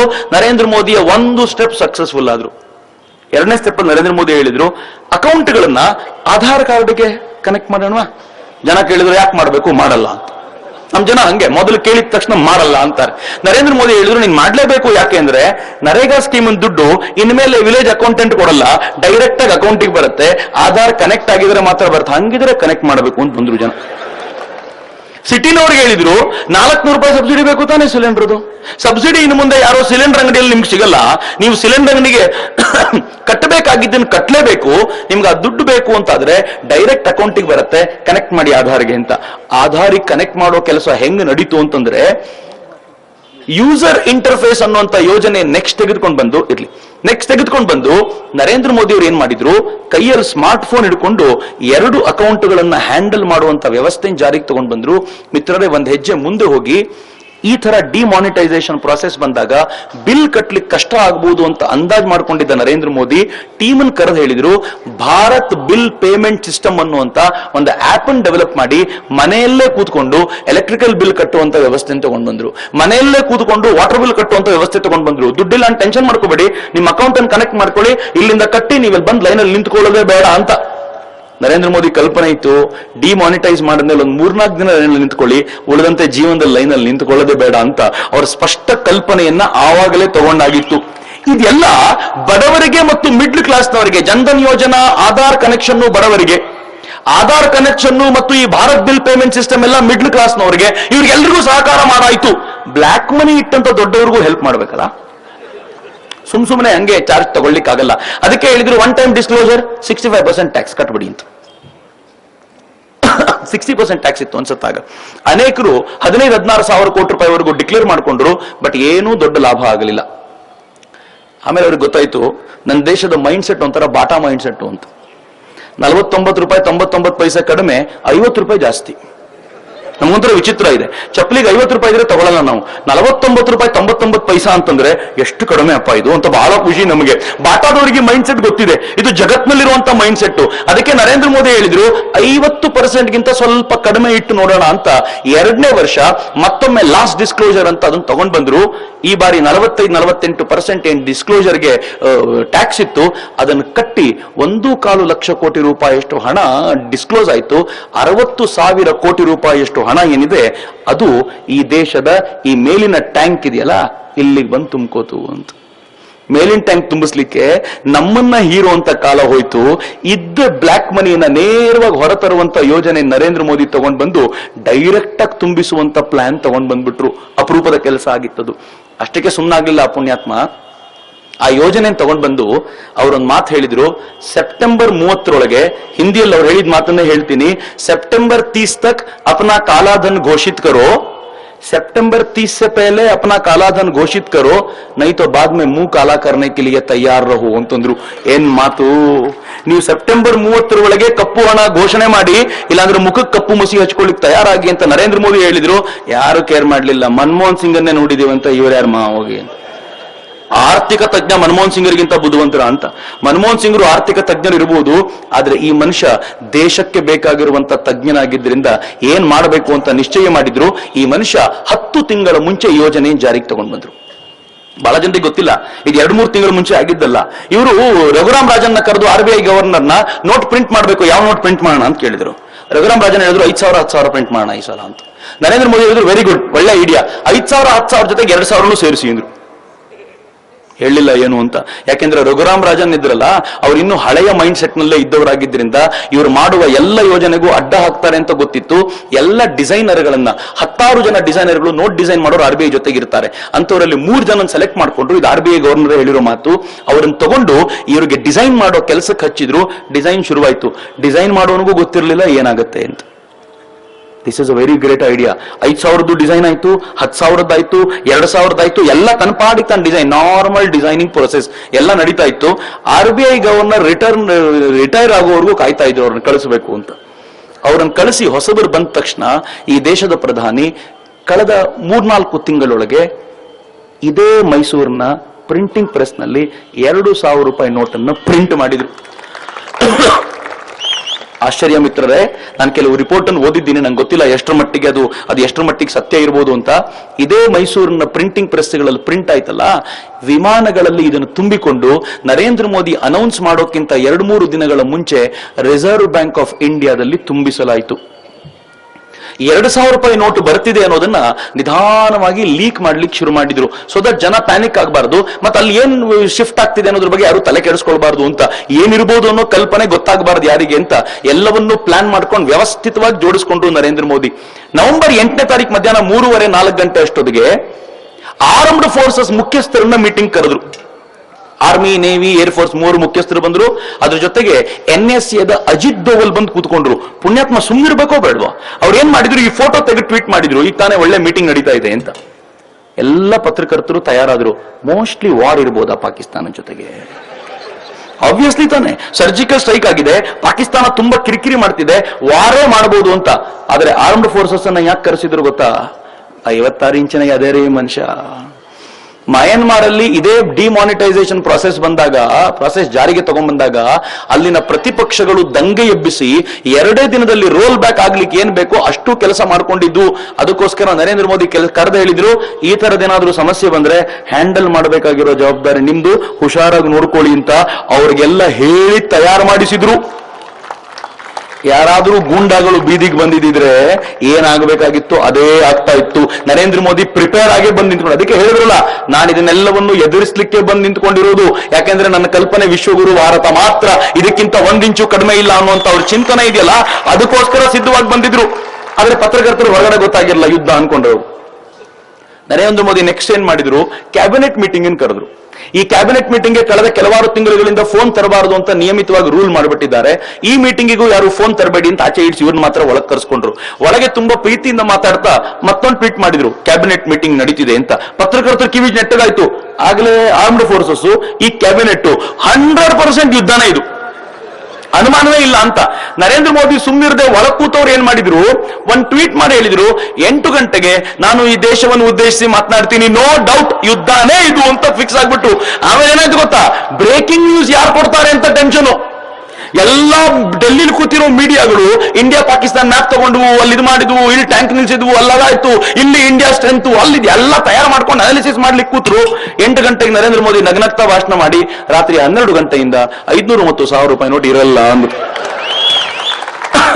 ಮಿತ್ರ, ನಿಮ್ಗೆ ಆಶ್ಚರ್ಯ ಆಗುತ್ತೆ. ಬಹಳ ಖುಷಿಯಾಗಿರುವಂತ ಸಂಗತಿ ನನಗೇನು ಅಂದ್ರೆ, ಅವತ್ ರಾತ್ರಿ ಟಿವಿ ನೋಡಿದವರಿಗೆ ಗೊತ್ತು, ಯಾರೂ ಕೂಡ 500 ರೂಪಾಯಿ 1000 ರೂಪಾಯಿ ನೋಟು ಚಿತ್ರನೂ ಹಾಕ್ಲಿಲ್ಲ. ಯಾಕಂದ್ರೆ ಅವ್ರ ಹತ್ರ ಎಲ್ಲ ಇಂಡಿಯಾ ಪಾಕಿಸ್ತಾನ ಚಿತ್ರ ಮಾತ್ರ ಇತ್ತು. ಎಲ್ಲರೂ ಬರೀ ಬ್ರೇಕಿಂಗ್ ನ್ಯೂಸ್ ಅನ್ನ ವರ್ಡಿಂಗ್ಸ್ ಅಲ್ಲಿ ಓಡಿಸ್ತಾ ಇದ್ರು. ಯಾಕಂದ್ರೆ ಗ್ರಾಫಿಕ್ಸ್ ತಯಾರೇ ಇರ್ಲಿಲ್ವಲ್ಲ, ಐಡಿಯಾನೇ ಇರ್ಲಿಲ್ವಲ್ಲ. ಈ ದೇಶದ ಪ್ರಧಾನಮಂತ್ರಿ ಎಂತ ಸರ್ಜಿಕಲ್ ಸ್ಟ್ರೈಕ್ ಮಾಡಿದ್ರು ಅಂದ್ರೆ, 6-8 ತಿಂಗಳ ಕಾಲ ನಡೀತಾ ಇದ್ದ ಪ್ರಾಸೆಸ್ ಅನ್ನ ಯಾರಿಗೂ ಗೊತ್ತಾಗದಂತೆ ನೀಟಾಗಿ ಎಕ್ಸಿಕ್ಯೂಟ್ ಮಾಡಿದ್ರು. ಆ ತರದ ಗೌಪ್ಯತೆಯನ್ನು ಕಾಪಾಡ್ಕೊಂಡ್ರು. ನಾನು ಇಷ್ಟು ಜೋರಾಗಿ ಹೇಳ್ತಿದ್ದಾಗ ಯಾರೋ ಒಬ್ರು ಎದ್ದಿನ್ಕೊಂಡ್ರೆ, ಏನ್ ಮಹಾ ಅಲ್ಲ ಬಿಡ್ರಿ ಅದು ಅಂತ. ಹಾಗೆ ಹೇಳಿದೆ, ಯಾಕೆ ಅವ್ರಿಗೇನ್ ಮದುವೆ ಆಗಿದ್ಯಾ, ಗುಟ್ಟೆಲ್ಲ ಹೊರಗೆ ಹೋಗ್ಲಿಕ್ಕೆ, ಸುಮ್ಮನೆ ಇರಿ ಅಂತಂದ್ರು. ನಾನು ಇದ್ರು ಇರ್ಬೋದೇನೋ ಅನ್ಕೊಂಡು ಸುಮ್ಮನೆ ಅದೇ. ಯಾವ ಗುಟ್ಟು ಹೊರಗೋಗ್ಬೇಕು ಪಾಪ ಪುಣ್ಯಾತ್ಮ. ಎಲ್ಲಿವರೆಗೂ ಅಂತಂದ್ರೆ, ಇತ್ತೀಚೆಗೆ ರಾಹುಲ್ ಗಾಂಧಿ ಒಂದು ಸ್ಟೇಟ್ಮೆಂಟ್ ಕೊಟ್ಟಿದ್ದಾರೆ, ಬಹಳ ಚೆನ್ನಾಗಿದೆ. ಅವ್ರ ಸ್ಟೇಟ್ಮೆಂಟ್ ನ ಫಸ್ಟ್ ಹಾಫ್ ಏನು ಅಂತಂದ್ರೆ, ನರೇಂದ್ರ ಮೋದಿ ಬಿಜೆಪಿ ಅವ್ರಿಗೆಲ್ರಿಗೂ ಈ ಮಾತನ್ನ ಹೇಳ್ಬಿಟ್ಟಿದ್ದಾರೆ, ಹಿಂಗಾಗಿ ಅವರೆಲ್ಲರೂ ಬ್ಲಾಕ್ ಅನ್ನು ವೈಟ್ ಮಾಡ್ಕೊಂಡ್ ಬಿಟ್ಟಿದ್ದಾರೆ, ಇದು ಮೋಸ. ಸ್ವಲ್ಪ ಹೊತ್ತಾದ್ಮೇಲೆ ಅವ್ರು ಹೇಳಿದ್ದಾರೆ, ಎಂಥ ನರೇಂದ್ರ ಮೋದಿ ಅಂತಂದ್ರೆ, ಎಂಥ ಹಿಟ್ಲರ್ ಅಂದ್ರೆ, ಅವರು ಅರುಣ್ ಜೇಟ್ಲಿಗೂ ಗೊತ್ತಾಗದಂತೆ ಯೋಜನೆ ತಗೊಂಡ್ ಬಂದಿದ್ದಾರೆ. ಯಾವ ಕರ್ಮಾರಿ, ಉಳಿದವರು ಎಲ್ಲ ಹೇಳಿದಾರಂತೆ, ಅರುಣ್ ಜೇಟ್ಲಿಗೆ ಮಾತ್ರ ಗೊತ್ತಿಲ್ವಂತೆ. ಯಾವ ತರ ಅರ್ಥ ಮಾಡ್ಕೋಬೇಕು ಇದನ್ನ? ನರೇಂದ್ರ ಮೋದಿ ಅಷ್ಟು ಎಚ್ಚರಿಕೆಯಿಂದ ಕೆಲಸ ಮಾಡಿದ್ದಾರೆ ಅಂತಂದ್ರೆ, ಬಹುಶಃ 2 ದಿನಗಳ ಹಿಂದಿನ ಸುದ್ದಿ ನಾನು ನಿಮ್ ಜೊತೆ ಹಂಚ್ಕೊಳ್ತಾ ಇದ್ದೀನಿ. ಒಬ್ಬ ಬಿಜೆಪಿಯ ಮಿನಿಸ್ಟ್ರು ಅನ್ಸುತ್ತೆ, ನಂಗೆ ಪಕ್ಕ ನೋಡ್ಲಿಲ್ಲ ಆ ನ್ಯೂಸ್ ಅನ್ನ, ಮಹಾರಾಷ್ಟ್ರದಲ್ಲಿ 93 ಲಕ್ಷ ರೂಪಾಯಿ ಕ್ಯಾಶ್ ಸಾಗಿಸಬೇಕಾದಾಗ ಸಿಕ್ಕಾಕೊಂಡಿದ್ದಾರೆ, ಅರೆಸ್ಟ್ ಮಾಡಿದ್ದಾರೆ. ನೀವು ಈ ಕ್ಯಾಶ್ ಎಲ್ಲಿಂದ ಬಂದಿದೆ ಅಂತ ಹೇಳದೆ ಹೋದ್ರೆ ಇದಕ್ಕೆ ಆಗಬೇಕಾಗಿರೋ ಎನ್ಕ್ವೈರಿನ ಎದುರಿಸಬೇಕು ಅಂತ ಯಾರನ್ನೂ ಬಿಡದೆ ಅಡ್ಡ ಹಾಕೊಂಡು ನಿಂತಿದ್ದಾರಲ್ಲ. ಒಪ್ಪಬೇಕ್ರಿ ಈ ಮನುಷ್ಯನ. ಅದಕ್ಕೋಸ್ಕರ ಖುಷಿ ಆಗೋದು, ಮೊದಲನೇ ಬಾರಿಗೆ ಈ ದೇಶದಲ್ಲಿ ಇಂಥದ್ದೊಬ್ಬ ಪ್ರಧಾನಿಯನ್ನ ನಮಗೆ ನೋಡ್ಲಿಕ್ಕೆ ಸಿಕ್ಕಿದೆ, ಮುಲಾಜಿಲ್ದೆ ಎಲ್ಲರನ್ನೂ ಎದುರು ಹಾಕೊಳ್ಬಲ್ಲಂತ ಪ್ರಧಾನಮಂತ್ರಿ ಅಂತ. ಮಿತ್ರ, ಇದರಿಂದ ಆಗಿರುವಂತ ಲಾಭ ಏನ್ ಗೊತ್ತಾ? ನಾವೊಂದು 3-4 ದಿನ ಲೈನಲ್ಲಿ ನಿಂತ್ಕೊಳ್ಳಿಕ್ಕೆ ಸ್ವಲ್ಪ ಕಷ್ಟ ಆಗಿದ್ದಿರ್ಬೋದು. ಅದರ ಲಾಭ ಏನು ಅಂದ್ರೆ, ಈ ಯೋಜನೆ ಬಂದ ಮರುದಿನದಿಂದ ನವೆಂಬರ್ 9ರಿಂದ ಇವತ್ತಿನವರೆಗೂ ಜಮ್ಮು ಕಾಶ್ಮೀರದಲ್ಲಿ, ಶ್ರೀನಗರದಲ್ಲಿ ಯಾವ ತರುಣನೂ ಕೂಡ ಈ ದೇಶದ ಸೈನಿಕನ ಮೇಲೆ ಕಲ್ಲೆಸೆದಿಲ್ಲ.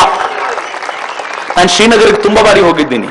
ಅಲ್ಲಿ ನಮ್ಮ ಮಿತ್ರರು ಅನೇಕರು ಮುಸಲ್ಮಾನರು ನನ್ನ ಮಿತ್ರರೇ. ಒಬ್ಬನಿಗೆ ನಾನು ಫೋನ್ ಮಾಡಿ ಕೇಳಿದೆ, ಯಾಕೆ ಯಾರು ಕಲ್ಲೆಸೆತಿಲ್ಲ? ಅವನಂದ, ಎಲ್ಲರೂ ನೋಟ್ ಹಿಡ್ಕೊಂಡು ಬ್ಯಾಂಕಿನ ಮುಂದೆ ನಿಂತಿದ್ದಾರೆ ಕನ್ವರ್ಟ್ ಮಾಡ್ಕೊಳಕ್ಕೆ. ಯಾರ್ಯಾರು ಇವರಿಗೆ ನೋಟ್ ಹಂಚ್ತಾ ಇದ್ರು ಅವರು ಲಬಲಬೋ ಬಾಯ್ ಬಡ್ಕೋತಿದ್ದಾರೆ. ಯಾಕೆಂದ್ರೆ ಮನೆಯಲ್ಲಿ ಹಂಚಬೇಕು ಅಂತ ಕೂಡಿಟ್ಟ ಹಣ ನವೆಂಬರ್ 8 ನಂತರ ನಯಾ ಪೈಸೆ ಕಿಮ್ಮತ್ತಿಲ್ಲ. ಅದಕ್ಕೆ ಯಾವ ಬ್ಯಾಂಕು ಕೂಡ ಅದನ್ನ ಅಕ್ಸೆಪ್ಟ್ ಮಾಡ್ಕೊಳ್ಳಿಕ್ಕೆ ಸಿದ್ಧವಿಲ್ಲ, ಯಾಕಂದ್ರೆ ಲೆಕ್ಕ ಇಲ್ಲ ಇವನ ಹತ್ರ ಅಂತ. ಒಂದ್ ಸ್ಟ್ರೋಕ್ ನಲ್ಲಿ ನರೇಂದ್ರ ಮೋದಿ ಕಾಶ್ಮೀರದಲ್ಲಿ ನಡೀತಾ ಇದ್ದಂತ ಎಲ್ಲ ಭಯೋತ್ಪಾದನೆಗೂ ಇತಿಶ್ರೀ ಹಾಡಿದ್ರು. ಇದಕ್ಕೋಸ್ಕರ ಸಾವಿರಾರು ಕೋಟಿ ರೂಪಾಯಿ ಖರ್ಚು ಮಾಡ್ತಿದ್ವಿ. ನಾವು 4 ದಿನ ಇಲ್ಲಿ ಬ್ಯಾಂಕಿನ ಹೊರಗಡೆ ನಿಂತಿರಬೇಕಾದ್ರೆ ಈ ದೇಶದಲ್ಲಿ ನಕ್ಸಲರು ತಮ್ಮ ಚಟುವಟಿಕೆಯನ್ನು ನಿಲ್ಲಿಸಿದ್ರು. ಯಾರಿಗಾದ್ರೂ ಗೊತ್ತಿದ್ಯಾ? ಎಷ್ಟರ ಮಟ್ಟಿಗೆ ಅಂತಂದ್ರೆ, ಈ ನಕ್ಸಲರು ಇದುವರೆಗೂ ಕಳೆದ ಇಷ್ಟು ದಿನಗಳಲ್ಲಿ ತಮ್ಮ ಗನ್ನನ್ನ ಪೂಜೆ ಮಾಡೋದು ಬಿಟ್ಟು, ಆಂಧ್ರದ ಡಿಐಜಿ ಒಂದು ಸ್ಟೇಟ್ಮೆಂಟ್ ಕೊಟ್ಟಿದ್ದಾರೆ, ನಕ್ಸಲರ ಬಳಿ ಎಕ್ಸ್ಟಾರ್ಟೆಡ್ ಮನಿ, ಜನರಿಂದ ವಸೂಲಿ ಮಾಡಿದ 3-4 ಸಾವಿರ ಕೋಟಿ ರೂಪಾಯಿ ಇದೆ. ಅದು ನವೆಂಬರ್ 8ರಿಂದ ನಯಾ ಪೈಸೆ ಕಿಮ್ಮತ್ತಿಲ್ಲದೆ ವಿಲವಿಲ ಒದ್ದಾಡ್ಕೊಂಡು ಕೂತಿದೆ ಅಂತ. ಛತ್ತೀಸ್ಗಢದಲ್ಲಿ ಒಬ್ಬ ಮಾವೋವಾದಿ ನಕ್ಸಲ್ 25 ಲಕ್ಷ ರೂಪಾಯಿಯನ್ನ ಕೈಯಲ್ಲಿ ಹಿಡ್ಕೊಂಡು ಅದನ್ನ ತಗೊಂಡು ಬಂದು ಎಕ್ಸ್ಚೇಂಜ್ ಮಾಡ್ಕೊಳ್ಳಿಕ್ಕೆ ಅಂತ ಹೋದ. ಬ್ಯಾಂಕ್ನವ್ರು ಕೇಳಿದ ಪ್ರಶ್ನೆಗೆ ಉತ್ತರ ಕೊಡ್ಲಿಕ್ಕಾಗದೆ ಪೊಲೀಸರು ಎಳ್ಕೊಂಡು ಹೋಗಿ 4 ಬಾರಿಸಿದ ಮೇಲೆ, ಸರ್ ನನ್ನ ನಕ್ಸಲ್ ಸರ್ ಈ ಜನರನ್ನು ಕೊಂದಿದ್ದೀನಿ ಅಂತ ಬಾಯ್ಬಿಟ್ಟ. ನೆನ್ನೆಯ ಸುದ್ದಿ, 100 ಜನ ನಕ್ಸಲರು ಒರಿಸ್ಸಾದಲ್ಲಿ ಈ ದೇಶಕ್ಕೆ ಶರಣಾಗತರಾಗಿ ಇನ್ನು ಮುಂದೆ ನಾವು ಗನ್ನು ಮುಟ್ಟಲ್ಲ ಅಂದಿದ್ದಾರೆ. ಶರಣಾಗಿದ್ದು ಜಗತ್ತಿನ ಮೇಲಿನ ಪ್ರೀತಿಯಿಂದ ಅಲ್ಲ, 500,000 ರೂಪಾಯಿ ಕಿಮ್ಮತ್ತಿಲ್ಲ ಅನ್ನೋ ಕಾರಣಕ್ಕೆ. ಎಲ್ಲ ಬಿಡಿ, ಕರ್ನಾಟಕದಲ್ಲಿ ಒಬ್ಬ ಪತ್ರಕರ್ತೆ ಏಸಿರು ಕೂತಿರ್ತಾಳಲ್ಲ, ಆ ಪತ್ರಕರ್ತೆಯನ್ನು ಹಿಡ್ಕೊಂಡು 2 ನಕ್ಸಲರು ಶರಣಾಗತರಾಗಿದ್ದಾರೆ. ಅವ್ರು ತುಂಬಾ ಹೇಳ್ಕೊಳ್ಳಿಕ್ಕೆ ಟ್ರೈ ಮಾಡಿದ್ದಾರೆ. ಮೊದಲೇ ಆಗ್ಬೇಕು ಅನ್ಕೊಂಡಿದ್ರು, ಈಗ ಟೈಮ್ ಬಂತು ಅಂತೆಲ್ಲ ಹೇಳ್ಕೊಂಡಿದ್ದಾರೆ. ಆದ್ರೆ ಯಾಕೆ ಹೊರಗೆ ಬಂದ್ರು ಬಿಲದಿಂದ ಅಂತಂದ್ರೆ, ನೀವು ಕೂಡಿಟ್ಟಿರೋ ಹಣಕ್ಕೆ ನಯಾ ಪೈಸೆ ಕಿಮ್ಮತ್ತಿಲ್ಲ. ಇಷ್ಟು ವರ್ಷ ಏನ್ ಕಾಪಾಡ್ಕೊಂಡು ಬಂದಿದ್ರು ಅದು ಇವತ್ತಿಂದ ಬೆಲೆ ಇಲ್ಲ ಅಂತ ಗೊತ್ತಾಗಿದ ತಕ್ಷಣ ಹೊರಗಡೆ ಬಂದು, ನಮಗೂ 1 ಎಕರೆ ಜಮೀನು ಕೊಡಿ, ನಾವು ಕೃಷಿ ಮಾಡ್ಕೊಂಡು ನೆಮ್ಮದಿಯ ಬದುಕು ನಡೆಸ್ತೀವಿ ಅಂತ ಸರ್ಕಾರದ ಎದುರಿಗೆ ಬೇಡುವ ಸ್ಥಿತಿ ತಂದಿದ್ದಾರಲ್ಲ. 1 ಸ್ಟ್ರೋಕ್ ಆನ್ ನವೆಂಬರ್ 8. ಈ ಒಂದೇ ಒಂದು ಸ್ಟ್ರೋಕ್ ನಿಂದ ನರೇಂದ್ರ ಮೋದಿ ನವೆಂಬರ್ 8ರಲ್ಲಿ ತಾವು ತೆಗೆದುಕೊಂಡಿರೋ ಸ್ಟ್ರೋಕ್ ನಿಂದ ಹವಾಲಾ ಏಜೆಂಟ್ಗಳನ್ನ ಎಲ್ಲರನ್ನೂ ಬೀದಿಗೆ ತಂದು ನಿಲ್ಲಿಸಿದ್ದಾರೆ. ಈ ದೇಶದ ಹಣ ವಿದೇಶಕ್ಕೆ ಹೋಗೋದನ್ನ ಸ್ಟ್ರಾಂಗ್ಲಿ ತಡೆಗಟ್ಟುವಂತ ದೊಡ್ಡ ಕೆಲಸಕ್ಕೆ ನರೇಂದ್ರ ಮೋದಿ ಕೈ ಹಾಕಿದ್ರು.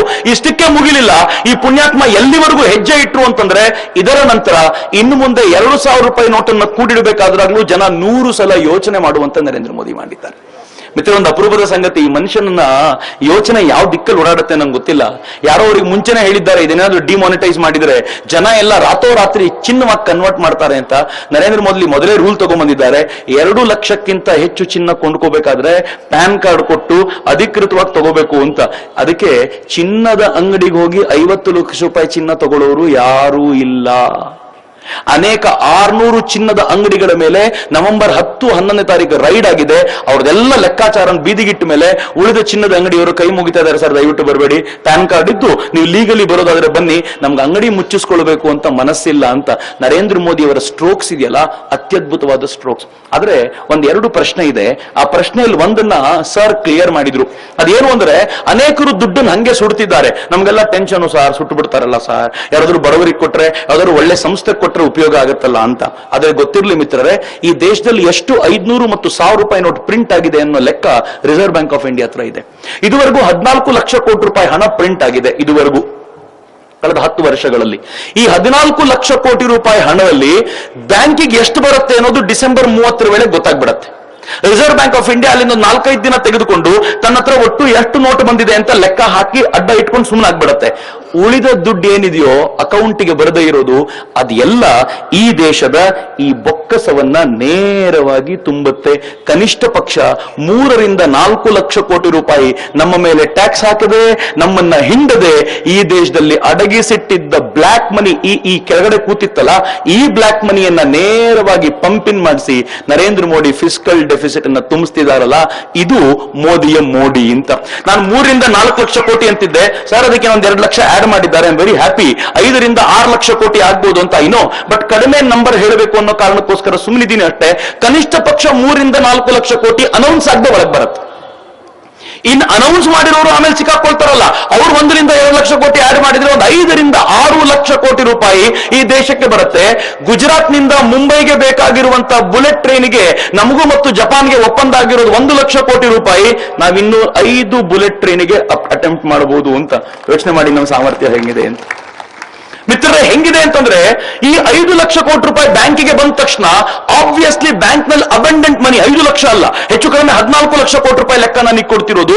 ಇಷ್ಟು ದುಡ್ಡು ಬಂದ ತಕ್ಷಣ ಎಷ್ಟು ದುಡ್ಡು ಬ್ಯಾಂಕ್ ಅಲ್ಲಿ ಇರುತ್ತೆ ಅಂದ್ರೆ ಇಟ್ಕೊಂಡು ಏನ್ ಮಾಡಬೇಕು ಬ್ಯಾಂಕ್? ಅದನ್ನ ರೆಪೋ ರೇಟ್ ಡೌನ್ ಆಗ್ಲೇಬೇಕು. ಅದು ಡೌನ್ ಆದ ತಕ್ಷಣ ಅವ್ರು ಹೇಳಿದಂತೆ ಹೆಚ್ಚು ಕಡಿಮೆ ನನ್ನ ಅಂದಾಜಿನ ಪ್ರಕಾರ ಹೌಸಿಂಗ್ ಲೋನ್ 10% ಬರಬೇಕು. ಅರುಂಧತಿ ಭಟ್ಟಾಚಾರ್ಯ ಮೊನ್ನೆ ಮಾತಾಡ್ತಾ ಹೇಳಿದ್ದಾರೆ, 6% ಅಕಸ್ಮಾತ್ ಲೋನ್ ಇಳಿದ್ರು ಕೂಡ ಯಾರು ಅಚ್ಚರಿ ಪಡಬೇಕಾಗಿಲ್ಲ. ಮ್ಯಾಜಿಕ್ ಯಾಕೆ ಗೊತ್ತಾ? ಇದು 4 ದಿನ ಬ್ಯಾಂಕಿನ ಹೊರಗಡೆ ಲೈನ್ ನಿಂತಿದ್ರಿಂದ 6%ಗೆ ನೀವು ಲೋನ್ ತಗೊಂಡು ಮನೆ ಕಟ್ಟಬಹುದಾದ್ರೆ 4 ದಿನ ಏನು, ಇನ್ನೊಂದು 4 ದಿನ ನಿಂತ್ಕೋತೀವಿ ಅಂತ ಹೇಳಬೇಕು ಅಂತ. ಏನ್ ಅಪರೂಪದ ಸಂಗತಿ ನರೇಂದ್ರ ಮೋದಿ ಮಾಡಿದ್ರು. ಮಿತ್ರ, ಈ ದೇಶದ ದುರ್ದೈವ ಏನ್ ಗೊತ್ತೇನು? ಈ ದೇಶದ ದುರ್ದೈವ, ಅತ್ಯಂತ ದೊಡ್ಡ ದುರ್ದೈವ ಏನು ಅಂದ್ರೆ, ಈ ದೇಶದಲ್ಲಿ ಯಾರಾದ್ರೂ ಪ್ರತಿಭಾವಂತ ಹುಡುಗ ಎಜುಕೇಶನ್ ಬೇಕು ಅಂತ ಬ್ಯಾಂಕ್ ಹತ್ರ ನಿಂತ್ರೆ ಬ್ಯಾಂಕ್ ಹೇಳುತ್ತೆ 3 ಲಕ್ಷ ರೂಪಾಯಿ ಕೊಡ್ತೀವಿ, 12% ಬಡ್ಡಿ ಕಟ್ಟಬೇಕು. ನೀವೇನಾದ್ರೂ ವ್ಯಾಪಾರ ಮಾಡಬೇಕು, ಬಿಸ್ನೆಸ್ ಮಾಡಬೇಕು ಅಂತ ನೀವು ಬ್ಯಾಂಕ್ ಹತ್ರ ಹೋದ್ರೆ ಬ್ಯಾಂಕ್ ಹೇಳುತ್ತೆ ನಾವು ನಿಮ್ಗೆ ಬ್ಯಾಂಕ್ ಅಲ್ಲಿ ಲೋನ್ ಕೊಡ್ತೀವಿ, 12%, 14% ನೀವು ಬಡ್ಡಿ ಕಟ್ಟಬೇಕು ಅಂತ. ಅವನ್ ಪಾಪ ಬಿಸ್ನೆಸ್ ಮಾಡಬೇಕು, 14% ಬಡ್ಡಿ ಕಟ್ಟೋದ್ರಲ್ಲಿ ಹೈರಾಣ ಆಗಬೇಕು, ವ್ಯಾಲ್ಯೂ ಎಡಿಷನ್ ಎಲ್ಲ ಮರ್ತೆ ಹೋಗ್ಬಿಡ್ತಾನೆ. ಇನ್ನೂ ಹೆಚ್ಚಿನ ಪ್ರಾಬ್ಲಮ್ ಏನಿದೆ ಗೊತ್ತಾ? ನೀವೇನಾದ್ರೂ ಬ್ಯಾಂಕ್ ಹತ್ರ ಹೋಗಿ 10 ಲಕ್ಷ ರೂಪಾಯಿ ಬೇಕು ಅಂತ ಅಪ್ಲಿಕೇಶನ್ ಇಟ್ರೆ ಮ್ಯಾನೇಜರ್ ಹೇಳ್ತಾರೆ ನಾನೊಂದು 5 ಲಕ್ಷ ರೂಪಾಯಿ ಕೊಡ್ತೇನೆ, ಅಡ್ಜಸ್ಟ್ ಮಾಡ್ಕೋತ್ಯಾ? ಇನ್ನು 5 ಲಕ್ಷಕ್ಕೆ ಭಿಕ್ಷೆ ಬಿಡ್ಬೇಕು ಅವನು. ಆವಾಗ ಸಿಎಗಳು ಐಡಿಯಾ ಕೊಡ್ತಾರೆ, ನೀನ್ 10 ಲಕ್ಷ ಕೇಳಿದ್ರೆ 5 ಲಕ್ಷ ಕೊಡ್ತಾರೆ ತಾನೆ, 25 ಲಕ್ಷ ಕೇಳ್ಬಿಡು ಹೋಗ್ಲಿ. ಅದಕ್ಕೆ ಬೇಕಾಗಿರೋ ಪೇಪರ್ ಪುಟಪ್ ಮಾಡ್ತಾರೆ. ಅವ್ನಿಗೆ 10 ಲಕ್ಷ ಬೇಕಿತ್ತು, ಬ್ಯಾಂಕ್ 15 ಲಕ್ಷ ಕೊಡುತ್ತೆ. ಕೇಳಿದ 25 ಲಕ್ಷ ಅಲ್ಲ, 15 ಲಕ್ಷ ಕೊಡುತ್ತೆ. ಉಳಿದ 5 ಲಕ್ಷ ಏನ್ ಮಾಡಬೇಕು ಅಂತ ಗೊತ್ತಿಲ್ಲ, ಒಟ್ಟಲ್ಲಿ ಹಾಳಾಗೋಯ್ತು ಅಂತ. ಎಲ್ಲಾ ಸಿಸ್ಟಮ್ ಹಳ್ಳ ಹಿಡಿದಿರೋದು ಹಿಂಗೆ. ಆದ್ರೆ ಈಗ ಹಂಗಿಲ್ಲ. ಬ್ಯಾಂಕ್ ಹತ್ರ ಎಷ್ಟು ದುಡ್ಡು ಕೊಳಿತಿದೆ ಅಂತಂದ್ರೆ, ಬ್ಯಾಂಕು ಕೆಲವು MBA ಗ್ರಾಜುಯೇಟ್ಸ್ ಗಳನ್ನ, ಕೆಲವು CA ಗಳನ್ನ ಹೈರ್ ಮಾಡುತ್ತೆ. ಐಡಿಯಾ ತಗೊಂಡ್ ಬಂದ್ರೆ ಅವ್ರ ಜೊತೆ ಒಂದು ಮೀಟಿಂಗ್ ಮಾಡಿಸುತ್ತೆ. ಮೀಟಿಂಗ್ ಮಾಡಿ ಹೇಳ್ತಾ ನೀನ್ ಐಡಿಯಾ ಏನ್ ಹೇಳು, ಈ ಐಡಿಯಾಕ್ಕೆ ಎಷ್ಟು ಚೆನ್ನಾಗಿ ಎಡಿಷನ್ ಮಾಡಬಹುದು, ಈ ಐಡಿಯಾದಿಂದ ದುಡ್ಡನ್ನು ಹೆಂಗ್ ಹೊರಗೆ ತೆಗಬಹುದು, ದುಡ್ಡನ್ನು ಹೆಂಗ್ ಕಟ್ಟಬಹುದು ಅಂತ ಪ್ರತಿಯೊಂದು ಕ್ಷಣದಲ್ಲೂ ಅವನಿಗೆ ಐಡಿಯಾ ಕೊಟ್ಟು ದುಡ್ಡನ್ನು ಕೊಟ್ಟು ಅವನು ವ್ಯಾಪಾರ ಮಾಡುವಂತೆ ಮಾಡಿದ್ರೆ ಈ ದೇಶದ ತರುಣ ವರ್ಗ ಕಟ್ಟೆ ಕೆಳಗೆ ಕೂತ್ಕೊಂಡು ಪಬ್ಲಿಕ್ ಟಿವಿಯಲ್ಲಿ ಮಾತಾಡದಂತೆ ಏನ್ ಮಾತಾಡ್ತಿರುತ್ತೋ ಅದೆಲ್ಲವನ್ನೂ ಚೇಂಜ್ ಮಾಡಿ ಈ ದೇಶ ಹೊಸ ದಿಕ್ಕಿನ ಕಡೆ ಹೊರಡುವಂತ ಅಪರೂಪದ ಚರ್ಚೆಗೆ ಈ ದೇಶವನ್ನ ಕರ್ಕೊಂಡು ಹೋಗಬಲ್ಲದಲ್ಲ. ಅದು ನವೆಂಬರ್ 8ರಂದು ನಡೆದಂತ ದೊಡ್ಡ ಮ್ಯಾಜಿಕ್ಕು ಅಂತ.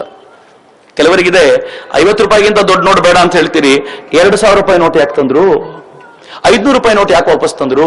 ಮಿತ್ರರೇ, ದೊಡ್ಡ ಪ್ರಾಬ್ಲಮ್ ಏನಿದೆ ಗೊತ್ತಾ? ಈ ದೇಶದ 85% ಎಕಾನಮಿ ಲಿಕ್ವಿಡ್ ಕ್ಯಾಶ್ ಅಲ್ಲಿ ನಡೆಯುತ್ತೆ, ಯಾವುದು ಬ್ಯಾಂಕಲ್ಲಿ ಇಲ್ಲ. ನರೇಂದ್ರ ಮೋದಿ ನವೆಂಬರ್ 8ಕ್ಕೆ ಅನೌನ್ಸ್ ಮಾಡಿಬಿಟ್ರು, ಡಿಸೆಂಬರ್ 30ರೊಳಗೆ ಇದನ್ನು ಖಾಲಿ ಮಾಡ್ತೀವಿ ಅಂತಂದ್ರು. ಮುಂದಿನ 2-3 ದಿನದೊಳಗೆ ಇರೋ ಎಲ್ಲ ದುಡ್ಡನ್ನ ಎತ್ತು ಬಿಟ್ರೆ ಜನರಿಗೆ ಹ್ಯಾಂಡಲ್ ಮಾಡ್ಲಿಕ್ಕೆ ಏನಾದ್ರು ಬೇಕಲ್ಲ. ನಮ್ಗಿನ್ನೂ ಪೇಟಿಎಂಗೆ ಹೋಗಿ ಗೊತ್ತಿಲ್ಲ, ನಮ್ಗಿನ್ನೂ ಈ ಕಾಮರ್ಸ್ ಮಾಡಿ ಗೊತ್ತಿಲ್ಲ. ಉಳಿದಿರೋ ದಾರಿ ಏನು ಅಂದ್ರೆ ಅವರಿಗೆ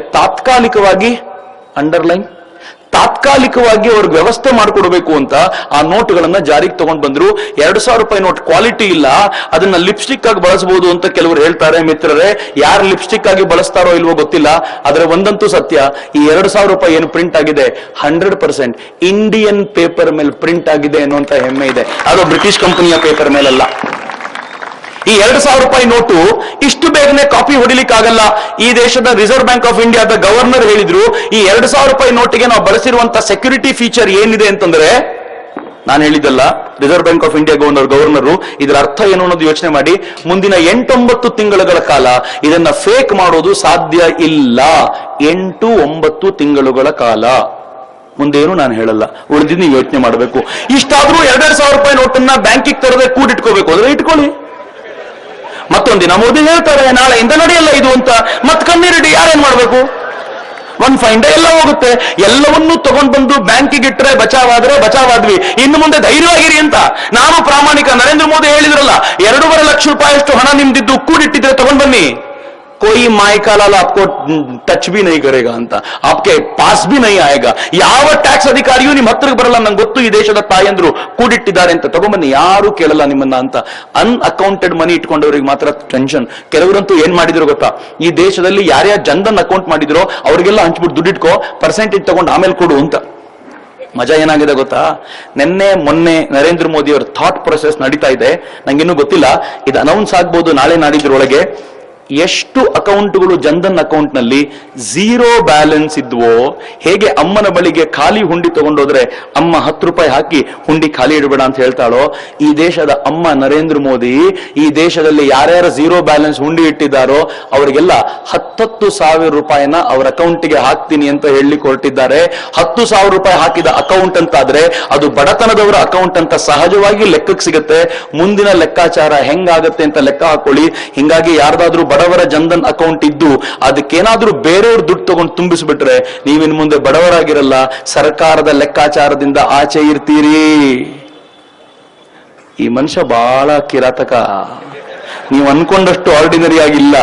ಹೆಂಗೆ ಯೋಚನೆ ಮಾಡ್ತಿದ್ದಾರೆ ಅಂದ್ರೆ ನಾಳೆ ಇದು ಗೊತ್ತಾದ್ರೆ ಜನ ಕ್ಯೂ ನಿಂತ್ಕೋತಾರೆ, ಯಾವ ನಿಟ್ನೋಡ್ 4 ಬಾರಿಸ್ತಾರೆ, ನಿನ್ನಿಂದ ಎಲ್ಲ ಹಾಳಾಗೋಯ್ತು, ಮೊದಲು ಸರಿ ಮಾಡು ಇದನ್ನ ಅಂತ.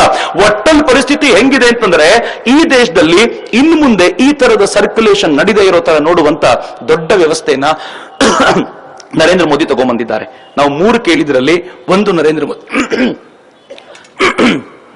3 ಕೇಳಿದ್ರಲ್ಲಿ ಒಂದು ನರೇಂದ್ರ ಮೋದಿ ಮಾಡಿದ್ರು. ಮೊದಲನೇದು ನಾವು ಕೇಳ್ಕೊಂಡಿದ್ದು ಈ ದೇಶದಲ್ಲಿ ಎಲ್ಲ ಟ್ಯಾಕ್ಸ್ ಅನ್ನು ಅಬಾಲಿಷ್ ಮಾಡಿ, 2ನೇದು 2% BTT, 3ನೇದು 50ಕ್ಕಿಂತ ಮೇಲಿನ ಎಲ್ಲ ನೋಟನ್ನು ಬ್ಯಾನ್ ಮಾಡಿ, 4ನೇದು ನಾವು ಕೇಳ್ಕೊಂಡ್ವಿ ನಗದು ವ್ಯವಹಾರಕ್ಕೆ ಯಾವುದೇ ಟ್ಯಾಕ್ಸ್ ಅನ್ನು ಇಡಬೇಡಿ ಅಂತ. ನೀವು ತರಕಾರಿ ಅಂಗಡಿಗೆ 50 ರೂಪಾಯಿ ಕೊಟ್ಟ ಟ್ಯಾಕ್ಸ್ ಕೊಡಬೇಕಾಗಿಲ್ಲ, ನೀವು ಹಾಲಿಗೆ 50 ರೂಪಾಯಿ ಕೊಟ್ಟ ಟ್ಯಾಕ್ಸ್ ಕೊಡಬೇಕಾಗಿಲ್ಲ, ಹೋಟೆಲ್ 25 ರೂಪಾಯಿ ಊಟ ಮಾಡಿದ್ರೆ ಟ್ಯಾಕ್ಸ್ ಕೊಡಬೇಕಾಗಿಲ್ಲ. ಅದನ್ನು ಯೋಚನೆ ಮಾಡಿದ್ರು. 5ನೇದು ಮತ್ತು ಕೊನೆಯದು 2,000 ರೂಪಾಯಿಗಿಂತ ಮೇಲಿನ ನಗದು ವ್ಯವಹಾರ ಆದ್ರೆ, 2,000 ರೂಪಾಯಿಗಿಂತ ಮೇಲೆ ಯಾರಾದ್ರೂ ನಗದು ವ್ಯವಹಾರ ಮಾಡಿದ್ರೆ ಲೀಗಲ್ ಪ್ರೊಟೆಕ್ಷನ್ ಕೊಡಬೇಡಿ ಅಂತ. ಫಾರ್ ಎಕ್ಸಾಂಪಲ್, ಈ ಬ್ಯಾಟ್ರಿ ತಗೊಳ್ಳಿಕ್ಕೆ 5,000 ರೂಪಾಯಿ ನಾನು 100 ರೂಪಾಯಿದು ಅಥವಾ 50 ರೂಪಾಯಿದು ದುಡ್ಡನ್ನು ತಗೊಂಡು ಕೊಟ್ಟೆ ಅಂತ ಇಟ್ಕೊಳ್ಳಿ, ಟ್ಯಾಕ್ಸ್ ಇಂದ ಬಚಾವ್ ಮಾಡಿದೆ ಅಂತ. ಈ ಬ್ಯಾಟ್ರಿ ಹಾಳಾದ್ರೆ ನಾನು ಕೋರ್ಟಿಗೆ ಹೋಗುವಂತಿಲ್ಲ, ಎಕ್ಸ್ಚೇಂಜ್ ಮಾಡ್ಕೊಡಿ ಅಂತಿಲ್ಲ. ಇನ್ನೂ ಸರಳವಾಗಿ ಹೇಳಬೇಕು ಅಂದ್ರೆ, ನನ್ನ ಜೇಬಲ್ಲಿ 10,000 ರೂಪಾಯಿ ಇತ್ತು ಸರ್, ಯಾರೋ ಕದ್ಬಿಟ್ರು ಅಂತ ಪೊಲೀಸ್ ಹತ್ರ ಹೋದ್ರೆ ಅವ್ರು ಕೇಳ್ತಾರೆ, ಇಟ್ಕೊಂಡಿದ್ಯಾಕೆ? 2,000 ರೂಪಾಯಿ ಇಟ್ಕೋಬೇಕಿತ್ತಾನೆ, ಉಳಿದಿದ್ದೆಲ್ಲ ಬ್ಯಾಂಕಲ್ಲಿ ಇಡಬೇಕಿತ್ತು ತಾನೆ ಅಂತ. ಕ್ಯಾಶ್ಲೆಸ್ ಎಕಾನಮಿ ಹತ್ರ ನಮ್ಮನ್ನು ಕೊಂಡ್ಕೊಂಡು ಹೋಗುವಂತ 5 ಪ್ರಸ್ತಾವನೆಗಳನ್ನು ನಾವು ಮಂಡಿಸಿದ್ದೀವಿ. ನರೇಂದ್ರ ಮೋದಿ ಇದರಲ್ಲಿ ಅನೇಕವನ್ನ ಒಪ್ಪಿಲಿಕ್ಕೆ ತಯಾರಾಗಿರುವಂತ ವಿಶ್ವಾಸ ಅಂತೂ ನಮಗಿದೆ. ಇವತ್ತೆಲ್ಲ ನಾಳೆ ಈ ಕೆಲಸವನ್ನು ಮಾಡ್ತಾರೆ ಅಂತ. ಮಿತ್ರರೇ, ಆ ಕಾರಣಕ್ಕೋಸ್ಕರ ಊರೂರು ತಿರುಗಾಡ್ತಾ ಜನರಿಗೆ ಎಕ್ಸ್ಪ್ಲೈನ್ ಮಾಡ್ತಿದ್ದೀವಿ. ಯಾಕೆಂದ್ರೆ ನರೇಂದ್ರ ಮೋದಿ ಅವರ ಮುಂದಿನ ಯೋಜನೆ ಬಹಳ, ಅದನ್ನು ಸಿ ಅವರು ಹೇಳಿದ್ರು, ಮುಂದಿನ ಯೋಜನೆ ಈ ಮನಿ ಲಾಂಡ್ರಿಂಗಿಗೋಸ್ಕರ ಯಾರ್ಯಾರು ಈ ದೇಶದಲ್ಲಿ ಪ್ರಯತ್ನ ಪಟ್ಟಿದ್ದಾರೋ ಅವರ ಆಸ್ತಿಯನ್ನ ವಶಪಡಿಸಿಕೊಳ್ಳುವ PMLA prevention of money laundering act 2002 ಅದನ್ನ ಜಾರಿಗೆ ತಗೊಂಡ್ ಬಂದಿದ್ದಾರೆ. ನಿನ್ನೆ ಈ ದೇಶದ ಗವರ್ನರ್ ತುಂಬಾ ಸುಂದರವಾದ ಮಾತನ್ನು ಹೇಳಿದ್ದಾರೆ. Reserve bank of India governor 18,500 ಕೋಟಿ ರೂಪಾಯಿಯ ಆಸ್ತಿಯನ್ನ ಅದಾಗಲೇ ಸರ್ಕಾರ ಇವರುಗಳಿಂದ ವಶಪಡಿಸಿಕೊಂಡು ಆಗಿದೆ. ಸರ್ಕಾರಿ ಲೆಕ್ಕದಲ್ಲಿ 18,500 ಕೋಟಿ ಅಂದ್ರೆ ನನ್ನ ಅಂದಾಜಿನ ಪ್ರಕಾರ ಕನಿಷ್ಠ ಪಕ್ಷ 1 ಲಕ್ಷ ಕೋಟಿ ರೂಪಾಯಿ ಬೆಲೆ ಬಾಳುವಂತ ಜಮೀನುಗಳನ್ನ, ಅವರ ಆಸ್ತಿಯನ್ನ ಸರ್ಕಾರ ತನ್ನ ಬೊಕ್ಕಸಕ್ಕೆ ಹಾಕೊಂಡಿದೆ. ಇದು ಸರ್ಕಾರಕ್ಕೆ ಹೋಗಿದೆ ಅಂತಂದ್ರೆ ನನಗೆ ಮತ್ತು ನಿಮಗೆ ಸೇರಿದೆ ಅಂತ ಅರ್ಥ ಅಂತ ಹೆಮ್ಮೆ ಪಡಬೇಕಾಗಿರುವಂತ ಸಂಗತಿ. ಮಿತ್ರರೇ, ಬರೋ ದಿನಗಳಲ್ಲಿ ಯಾವ ತರದ್ದು ನಡೀಲಿಕ್ಕಿದೆ ಅಂತಂದ್ರೆ, ಯಾವ ತರ ಅಟ್ಯಾಕ್ ಆಗ್ಲಿಕ್ಕಿದೆ ಅಂತಂದ್ರೆ, ಯಾರ್ಯಾರು ಬೇನಾಮಿ ಹೆಸರಲ್ಲಿ ಆಸ್ತಿ ಮಾಡಿಟ್ಟಿದ್ರು ಅವ್ರ ಮನೆಗೆಲ್ಲ ನುಗ್ಗುತ್ತಾರೆ. ಇದು ನಮಗೂ ನಿಮ್ಗೂ ಪ್ರಾಬ್ಲಮ್ ಇಲ್ಲ, ನಾವು ಸುಮ್ಮನೆ ಕೂತ್ಕೊಂಡು ನೋಡೋದು. ಅವ್ರ ಮನೆಗೆ ಹೋದ್ರ ಆಯ್ತು, ಈ ಜಮೀನು ಹೋಯ್ತು, ಇದು ಹೋಯ್ತು, ಕೂತ್ಕೊಂಡು ಲೆಕ್ಕ ಹಾಕ್ತಾ ಇರ್ಬೋದು ಅಷ್ಟೇ. ಇನ್ನು ಬರಲಿರುವ ಮುಂದಿನ 7-8 ತಿಂಗಳ ಕಾಲ ನೀವು wait and watch. Up to trailer ಹೇ, ಪಿಕ್ಚರ್ ಅಭಿ ಬಾಕಿ ಅಂತ. ಈ ಟ್ರೇಲರ್ ನೋಡಿದ್ದೀರಿ? ಈ ಟ್ರೇಲರ್ಗೆ ನೀವು ಕೊಟ್ಟ ಸಪೋರ್ಟ್ ಹೆಂಗಿತ್ತು ಅಂತಂದ್ರೆ, ನರೇಂದ್ರ ಮೋದಿ ಪೂರ್ತಿ ಫಿಲ್ಮ್ ತೋರಿಸಲಿಕ್ಕೆ ಸಿದ್ಧವಾಗಿದ್ದಾರೆ. ಮಿತ್ರರೇ, ನಾವು ಸಿದ್ಧವಾಗೋಣ. ಈ ದೇಶವನ್ನ ಕಟ್ಲಿಕ್ಕೋಸ್ಕರ ಬೇಕಾಗಿರುವಂತಹ ಈ ಬೋಲ್ಡ್ ಸ್ಟೆಪ್ಗೆ ತಯಾರಾಗೋಣ ಅಂತ. ಇದು ಸುಲಭ ಇಲ್ಲ. ಮುಂದಿನ ಉತ್ತರ ಪ್ರದೇಶದ ಎಲೆಕ್ಷನ್ ನಲ್ಲಿ ದೊಡ್ಡ ಸಮಸ್ಯೆ ಒದಗಬಹುದು. ಇಷ್ಟೆಲ್ಲ ಆದ್ರೂ ಕೂಡ ಈ ದೇಶದ ಪ್ರಧಾನಿ ಗಟ್ಟಿಯಾಗಿ ನಿಂತಿರೋದು ಬಹಳ ವಿಶ್ವಾಸ ಕೊಡುವಂತ, ಧೈರ್ಯ ಕೊಡುವಂತ ಸಂಗತಿ. ಇದಾದ್ಮೇಲೆ ನರೇಂದ್ರ ಮೋದಿ ವಿದೇಶದಲ್ಲಿ ಇಟ್ಟಿರೋ ಬ್ಲಾಕ್ ಮನಿಗೆ ಕೈ ಹಾಕ್ತಾರೆ. ಆ ಬ್ಲಾಕ್ ಮನಿ ಕೈ ಹಾಕ್ಲಿಕ್ಕೆ ಬೇಕಾಗಿರುವಂತ ಎಲ್ಲ ತಯಾರಿ ಆಗಿದೆ. ಅದಕ್ಕೆ ಬೇಕಾಗಿರೋ ವ್ಯವಸ್ಥೆಗಳಾಗಿವೆ. ಅನೇಕರು ಪ್ರಶ್ನೆ ಕೇಳ್ತಾರೆ, ಅದಕ್ಕೆ ಉತ್ತರ ಇದೆ. ಆದರೆ ಮುಂದಿನ ಕಾರ್ಯಕ್ರಮಕ್ಕೆ ಹೋಗಬೇಕಾಗಿರೋ ದರದಿರೋದ್ರಿಂದ ನಾನು ಆದಷ್ಟು ವಿಚಾರವನ್ನು ಇಲ್ಲಿಗೆ ಮುಗಿಸ್ತೀನಿ. ಆದರೆ ಕೊನೆಯಲ್ಲಿ 1-2 ಮಾತುಗಳನ್ನು ನಿಮ್ಮ ಹತ್ರ ಕೇಳ್ಕೊಳ್ಬೇಕು. ಇನ್ನೊಂದು 8-10 ದಿನಗಳ ಕಾಲ ನಿಮ್ಗೆ ಅಕಸ್ಮಾತ್ ಅಗತ್ಯ ಇಲ್ಲ ಅಂತಂದ್ರೆ ದಯಮಾಡಿ ಬ್ಯಾಂಕಿಗೆ ಹೋಗಬೇಡಿ ಅಂತ. ಪಾಯಿಂಟ್ 1. ಅಕಸ್ಮಾತ್ ಅಗತ್ಯ ಇಲ್ಲ ಅಂದ್ರೆ ನಿಮ್ ಜೇಬಲ್ಲಿರೋ 100 ರೂಪಾಯಿನ ಖರ್ಚು ಮಾಡ್ಲಿಕ್ಕೆ ಹೋಗಬೇಡಿ ಅಂತ. ನಾನು ಕಳೆದ ಒಂದು ವಾರದಿಂದ ನನ್ನ ಮೊಬೈಲ್ ಕವರ್ ಒಡೆದೋಗಿದೆ. ಅದನ್ನ ಚೇಂಜ್ ಮಾಡ್ಲಿಕ್ಕೆ ಹೋದ್ರೆ 70-80 ರೂಪಾಯಿ ಕೊಡಬೇಕು, 100 ರೂಪಾಯಿ ಖರ್ಚಾಗುತ್ತೆ ಅಂತ ಡಿಸೆಂಬರ್ 30ರವರೆಗೂ ಮೊಬೈಲ್ ಕವರ್ ಇದೆ ಅಂತ ಡಿಸೈಡ್ ಮಾಡಿದ್ದೀನಿ. ಏನಾದ್ರೂ ಸರಿ ಚೇಂಜ್ ಮಾಡಲ್ಲ ಅಂತ. ನಾನು ಮಂಗಳೂರಿನಲ್ಲಿ ಒಂದು ಕಾರ್ಯಕ್ರಮಕ್ಕೆ ಹೋಗ್ಬೇಕಿತ್ತು, ಒಂದು ರೂಮ್ನಿಂದ ಕಾರ್ಯಕ್ರಮಕ್ಕೆ ಹೋಗ್ಬೇಕು. ನಾವು 4-5 ಜನ ಇದ್ವಿ. ಊಟ ಮಾಡ್ಲಿಕ್ಕೆ ಹೋದ್ರೆ 300-350 ರೂಪಾಯಿ ಖರ್ಚು. ಒಂದು 3 ನೋಟ್ ಆದ್ರೂ ತೆಗಿಬೇಕು, 100 ರೂಪಾಯಿದು. ನಾನು ಏನ್ ಮಾಡೋದಪ್ಪ, 100 ರೂಪಾಯಿ ನೋಟ್ ಅಂತ ತೆಗೆದ್ರೆ ನಾನು ಬ್ಯಾಂಕಿನ ಹೊರಗೆ ನಿಂತ್ಕೋಬೇಕು. ನಾನು ನಿಂತ್ರೆ ನನ್ನ ಹಿಂದೆ ಇರುವಂತ 4-5 ಜನರಿಗೆ ತೊಂದರೆ ಆಗುತ್ತಲ್ಲ ಅಂತ ಯೋಚನೆ ಮಾಡುವಷ್ಟೊತ್ತಿಗೆ ಯಾರೋ ಫೋನ್ ಮಾಡಿದ್ರು, ಸರ್ ದೇವಸ್ಥಾನ ಕನ್ಸ್ಟ್ರಕ್ಷನ್ ಮಾಡ್ತಿದೀವಿ, ನೋಡ್ತೀರಾ ಅಂತ. ನಾನು ಹೆಂಗಿದ್ರು ದಾರಿಯಲ್ಲಿ ಹೋಗ್ತೀನಿ, ನೋಡ್ಕೊಂಡು ಹೋಗ್ತೀನಿ ಅಂತ ಹೋದ್ರೆ ಅವ್ರು ಕೇಳಿದ್ರು, ಪ್ರಸಾದ ತಗೋತೀರಾ? ನಾನು ಹೇಳಿದೆ, ಮಹಾಪ್ರಸಾದ ಕೊಡ್ರಪ್ಪ, ಇಲ್ಲೇ ಊಟ ಮಾಡ್ಕೊಂಡು ಹೋಗ್ತೀನಿ ಅಂತ.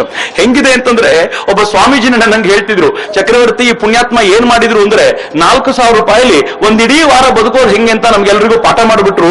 ನಾವೀಗ ಲೋ ಪ್ರೊಫೈಲ್ ಅಲ್ಲಿ ಬದುಕೋದನ್ನ ಕಲ್ತಿದ್ದೀವಿ. ನರೇಂದ್ರ ಮೋದಿ ಈ ಪಾಠವನ್ನು ನಮಗೆ ಮಾಡ್ತಿದ್ರು ಅಂತ. ಈ ಪುಣ್ಯಾತ್ಮ ಅನೇಕ ಸಂಗತಿಗಳನ್ನು ಇವತ್ತು ನಮ್ಗೇನ್ ಹೇಳ್ಕೊಟ್ಟಿದ್ದಾರೆ. ಇದರ ಹಿನ್ನೆಲೆ ನಾನು ಕಳಕಳಿಯಿಂದ ವಿನಂತಿಸ್ಕೊಳ್ತೀನಿ, ಯಾರಾದ್ರೂ ಬ್ಯಾಂಕಿನ ಹೊರಗೆ ನಿಂತಿದ್ದು ದೊಡ್ಡ ಲೈನ್ ಕಂಡ್ರೆ, ನಿಮ್ ಮನೆ ಪಕ್ಕದಲ್ಲಿದ್ರೆ ಅಥವಾ ನೀವೆಲ್ಲಾದ್ರೂ ಹತ್ತಿರದಲ್ಲಿದ್ರೆ ಆ ಪಕ್ಕದಲ್ಲಿ ನಿಂತವ್ರಿಗೆ ಹೋಗಿ ಒಂದ್ ಜಗ್ ನಲ್ಲಿ ಒಂದು ಲೋಟ ತಗೊಂಡು ನೀರು ಕೊಡಿ. ಸರ್ ನೀರ್ ಬೇಕಾ ಸರ್, ಕುಡಿ ಅಂತ. ಇದರ ಮ್ಯಾಜಿಕ್ ಹೆಂಗಾಗತ್ತೆ ಗೊತ್ತಾ? ಆ ಬಿಸಿಲಲ್ಲಿ ಬೈಕೋಬೇಕು ಅಂತಿದ್ದವನಿಗೆ ಒಂದು ಕ್ಷಣ ತಂಪಾಗ್ಬಿಡ್ತಾನ. ಅವನು ಹೇಳ್ತಾನೆ, ಯಾರೋ ನೀರು ತಂದ್ಕೊಡ್ತಾರ ಪಾಪ, ಇವರಿಗೂ ನರೇಂದ್ರ ಮೋದಿಗೂ ಸಂಬಂಧ ಇಲ್ಲ, ಆದ್ರೆ ಇವರಿಗೂ ದೇಶಕ್ಕೂ ಸಂಬಂಧ ಇರೋದ್ರಿಂದ ನನಗೂ ಆ ಸಂಬಂಧ ಬೇಕಾಗಿದೆ ಅಂತ ಆ ಲೈನಲ್ಲಿ ನಿಂತಿರೋನಿಗೆ ಒಮ್ಮೆ ಅನಿಸಿಬಿಟ್ರೆ ನಾವು 0.5% ಸಕ್ಸಸ್ ಆದಂತೇನೆ. ಮಿತ್ರ, ಇನ್ ಬಹಳ ದಿನ ಇಲ್ಲ. ನರೇಂದ್ರ ಮೋದಿ ಅವರು ಗೋವಾದಿಂದ ವಾಪಸ್ ಬಂದ ನಂತರ, ಜಪಾನ್ನಿಂದ ವಾಪಸ್ ಬಂದ ನಂತರ ಮೀಟಿಂಗ್ ಮುಗಿಸಿ ಹಣಕಾಸು ಸಚಿವಾಲಯ ಇದನ್ನ ಹ್ಯಾಂಡಲ್ ಮಾಡೋದ್ರಲ್ಲಿ ಸೋಲ್ತಾ ಇದೆ ಅಂತ ಗೊತ್ತಾದಾಗ ಏನ್ ಮಾಡಿದ್ದಾರೆ ಗೊತ್ತಾ?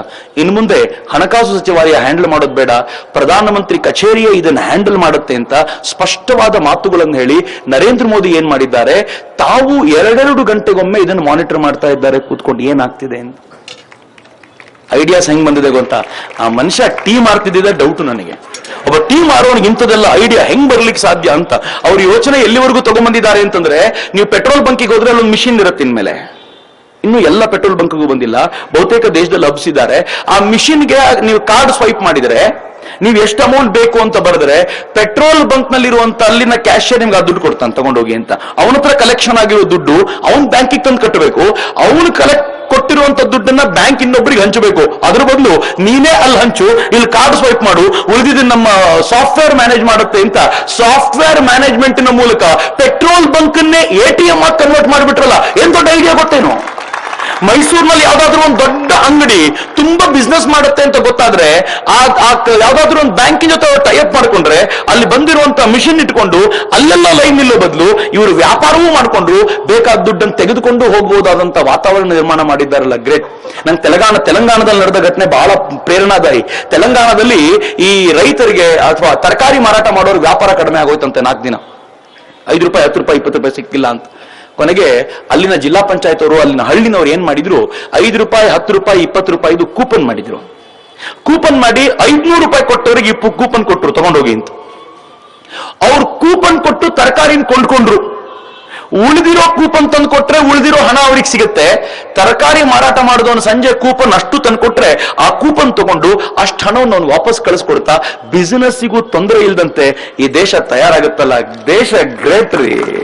ಈ ದೇಶ ಬರೀ ಬಾಂಬ್ ಬ್ಲಾಸ್ಟ್ ಆದಾಗ ಮಾರನೇ ದಿನ ತಯಾರಾಗೋದಷ್ಟೇ ಅಲ್ಲ, ಈ ದೇಶ ಈ ತರದ ಸರ್ಜಿಕಲ್ ಸ್ಟ್ರೈಕ್ ಆದಾಗಲೂ ಕೂಡ ಮಾರನೇ ದಿನ ತಯಾರಾಗಿ ನಿಲ್ಲುತ್ತೆ. ನನ್ನ ನೆಚ್ಚಿನ ಮಿತ್ರರೇ, ಭಾರತ ವಿಶ್ವ ಗುರುತ್ವದ ಹೊಸ್ತಿಲಲ್ಲಿ ನಿಂತಿದೆ. ಆಸ್ಟ್ರೇಲಿಯಾದಲ್ಲಿರುವಂತ UBS ಅನಾಲಿಸ್ಟ್ ಆಸ್ಟ್ರೇಲಿಯಾಕ್ಕೆ ಐಡಿಯಾ ಕೊಟ್ಟಿದ್ದಾರೆ. ನರೇಂದ್ರ ಮೋದಿ ಮಾಡದಂತೆ ಹೈಯರ್ ಡಿನಾಮಿನೇಷನ್ ನೋಟ್ಸ್ ಅಂತ ತೆಗೆದ್ರೆ ಆಸ್ಟ್ರೇಲಿಯಾದ ಆರ್ಥಿಕತೆ ಇಂಪ್ರೂವ್ ಆಗುತ್ತೆ ಅಂತ ನರೇಂದ್ರ ಮೋದಿ ಐಡಿಯಾನ ಆಸ್ಟ್ರೇಲಿಯಾ ಇಂಪೋರ್ಟ್ ಮಾಡ್ಕೊಳ್ಳಿಕ್ಕೆ ಹೊರಟಿದೆ. ಇಷ್ಟು ದಿನ ಅಮೆರಿಕ ಮಾಡಿದ್ದನ್ನ, ಯುರೋಪ್ ಮಾಡಿದ್ದನ್ನ ನಾವು ಇಂಪೋರ್ಟ್ ಮಾಡ್ಕೊಳ್ತಿದ್ವಿ. ಇವತ್ತು ನಾವು ಮಾಡಿದ್ದನ್ನ ಪಕ್ಕದ ಆಸ್ಟ್ರೇಲಿಯಾ ಇಂಪೋರ್ಟ್ ಮಾಡ್ಕೊಳ್ಳಿಕ್ಕೆ ಹೊರಟಿದೆ ಅಂತಂದ್ರೆ ಯೋಚನೆ ಮಾಡಿ ಬರೋ ದಿನ ಹೆಂಗಿರುತ್ತೆ ಅಂತಂದ್ರೆ ಈ ಎಲ್ಲ ನಡೀತಾ ಇರುವಂತ ಎಲ್ಲ ಇದು ಮುಚ್ಚೋಗುತ್ತೆ. ಇದು ಯಾವಾಗಲೂ ತುಂಬಿ ತುಳುಕಾಡ್ತಾ ಇರುತ್ತೆ. ತುಂಬಿ ತುಳುಕಾಡ್ತಾ ಇರೋದ್ರಿಂದ ಈ ಕೊನೆಯವರೆಗೂ ಬೇಕಾದಷ್ಟು ನೀರು ಸಿಕ್ಬಿಡುತ್ತೆ ಅಂತ ಗೊತ್ತಾದ ಮೇಲೆ ನಾವ್ಯಾರೂ ಟೆನ್ಷನ್ ಮಾಡ್ಕೋಬೇಕಾದ ಅಗತ್ಯ ಇಲ್ಲ. ಸುಸ್ಥಿರವಾದ ಭಾರತ ನಿರ್ಮಾಣವಾಗುತ್ತೆ, ಸುದೃಢವಾದ ಭಾರತ ನಿರ್ಮಾಣ ಆಗುತ್ತೆ. ಸ್ವರಾಜ್ಯವನ್ನ ನನ್ನ ಪೂರ್ವಜರು ಗಳಿಸಿಕೊಟ್ರು, ಸುರಾಜ್ಯವನ್ನ ನಮ್ಮ ಕಾಲದಲ್ಲಿ ನಾವು ಸಮಾಜಕ್ಕೆ ಕೊಡ್ಲಿಕ್ಕೆ ಸಾಧ್ಯ ಆಗುತ್ತೆ ಅಂತ ಅತ್ಯಂತ ಕಳಕಳಿಯಿಂದ ಹಾರೈಸ್ತಾ, ಮಿತ್ರರೇ, ಈ ಯೋಜನೆಗೆ ನಮ್ಮ ಸಂಪೂರ್ಣ ಬೆಂಬಲ ಇದೆ ಅಂತ ಒಮ್ಮೆ ನಾವೆಲ್ಲರೂ ಉಚ್ಚ ಕಂಠದಲ್ಲಿ ಭಾರತ್ ಮಾತೆಗೆ ಜೈಕಾರ ಹಾಕುವ ಮೂಲಕ ಘೋಷಿಸೋಣ. ಯಾರ್ಯಾರು ವಿರೋಧಿಗಳಿದ್ದಾರೋ ಅವ್ರಿಗೆಲ್ಲರಿಗೂ ಸ್ಪಷ್ಟ ದನಿಯಲ್ಲಿ ಒಂದು ಸಂದೇಶ ಹೋಗಲಿ, ನೀವು ಎಷ್ಟೇ ವಿರೋಧ ಮಾಡಿದ್ರು ಈ ದೇಶದ ಕಾಮನ್ ಮಾಸ್ ನಾವು ಭಾರತ ಜೊತೆಗಿದ್ದೀವಿ ಅಂತ ಸ್ಪಷ್ಟ ಸಂದೇಶವನ್ನ ಒಂದು ಉಚ್ಚ ಕಂಠದ ಘೋಷಣೆಯೊಂದಿಗೆ ಎರಡೂ ಕೈಗಳನ್ನ ಗಾಳಿಗೆ ಬೀಸಿ ನನ್ನ ಜೊತೆ ಕೊಡಿ. ಭಾರತ್ ಮಾತಾ ಕೀ, ಭಾರತ್ ಮಾತಾ ಕೀ, ವಂದೇ ವಂದೇ. ಜೈ ಹಿಂದ್.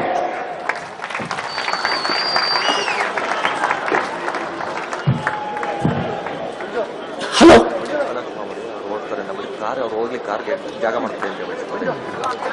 ತಮ್ಮ ವಾಕ್ಚಾತುರ್ಯದ ಮೂಲಕ ಕಪ್ಪು ಹಣದ ಬಗ್ಗೆ ವಿಸ್ತಾರವಾಗಿ ಮಾಹಿತಿ ನೀಡಿದಂತ ಚಕ್ರವರ್ತಿ ಸೂಲಿಬೆಲೆ ಅವರಿಗೆ ಧನ್ಯವಾದಗಳು.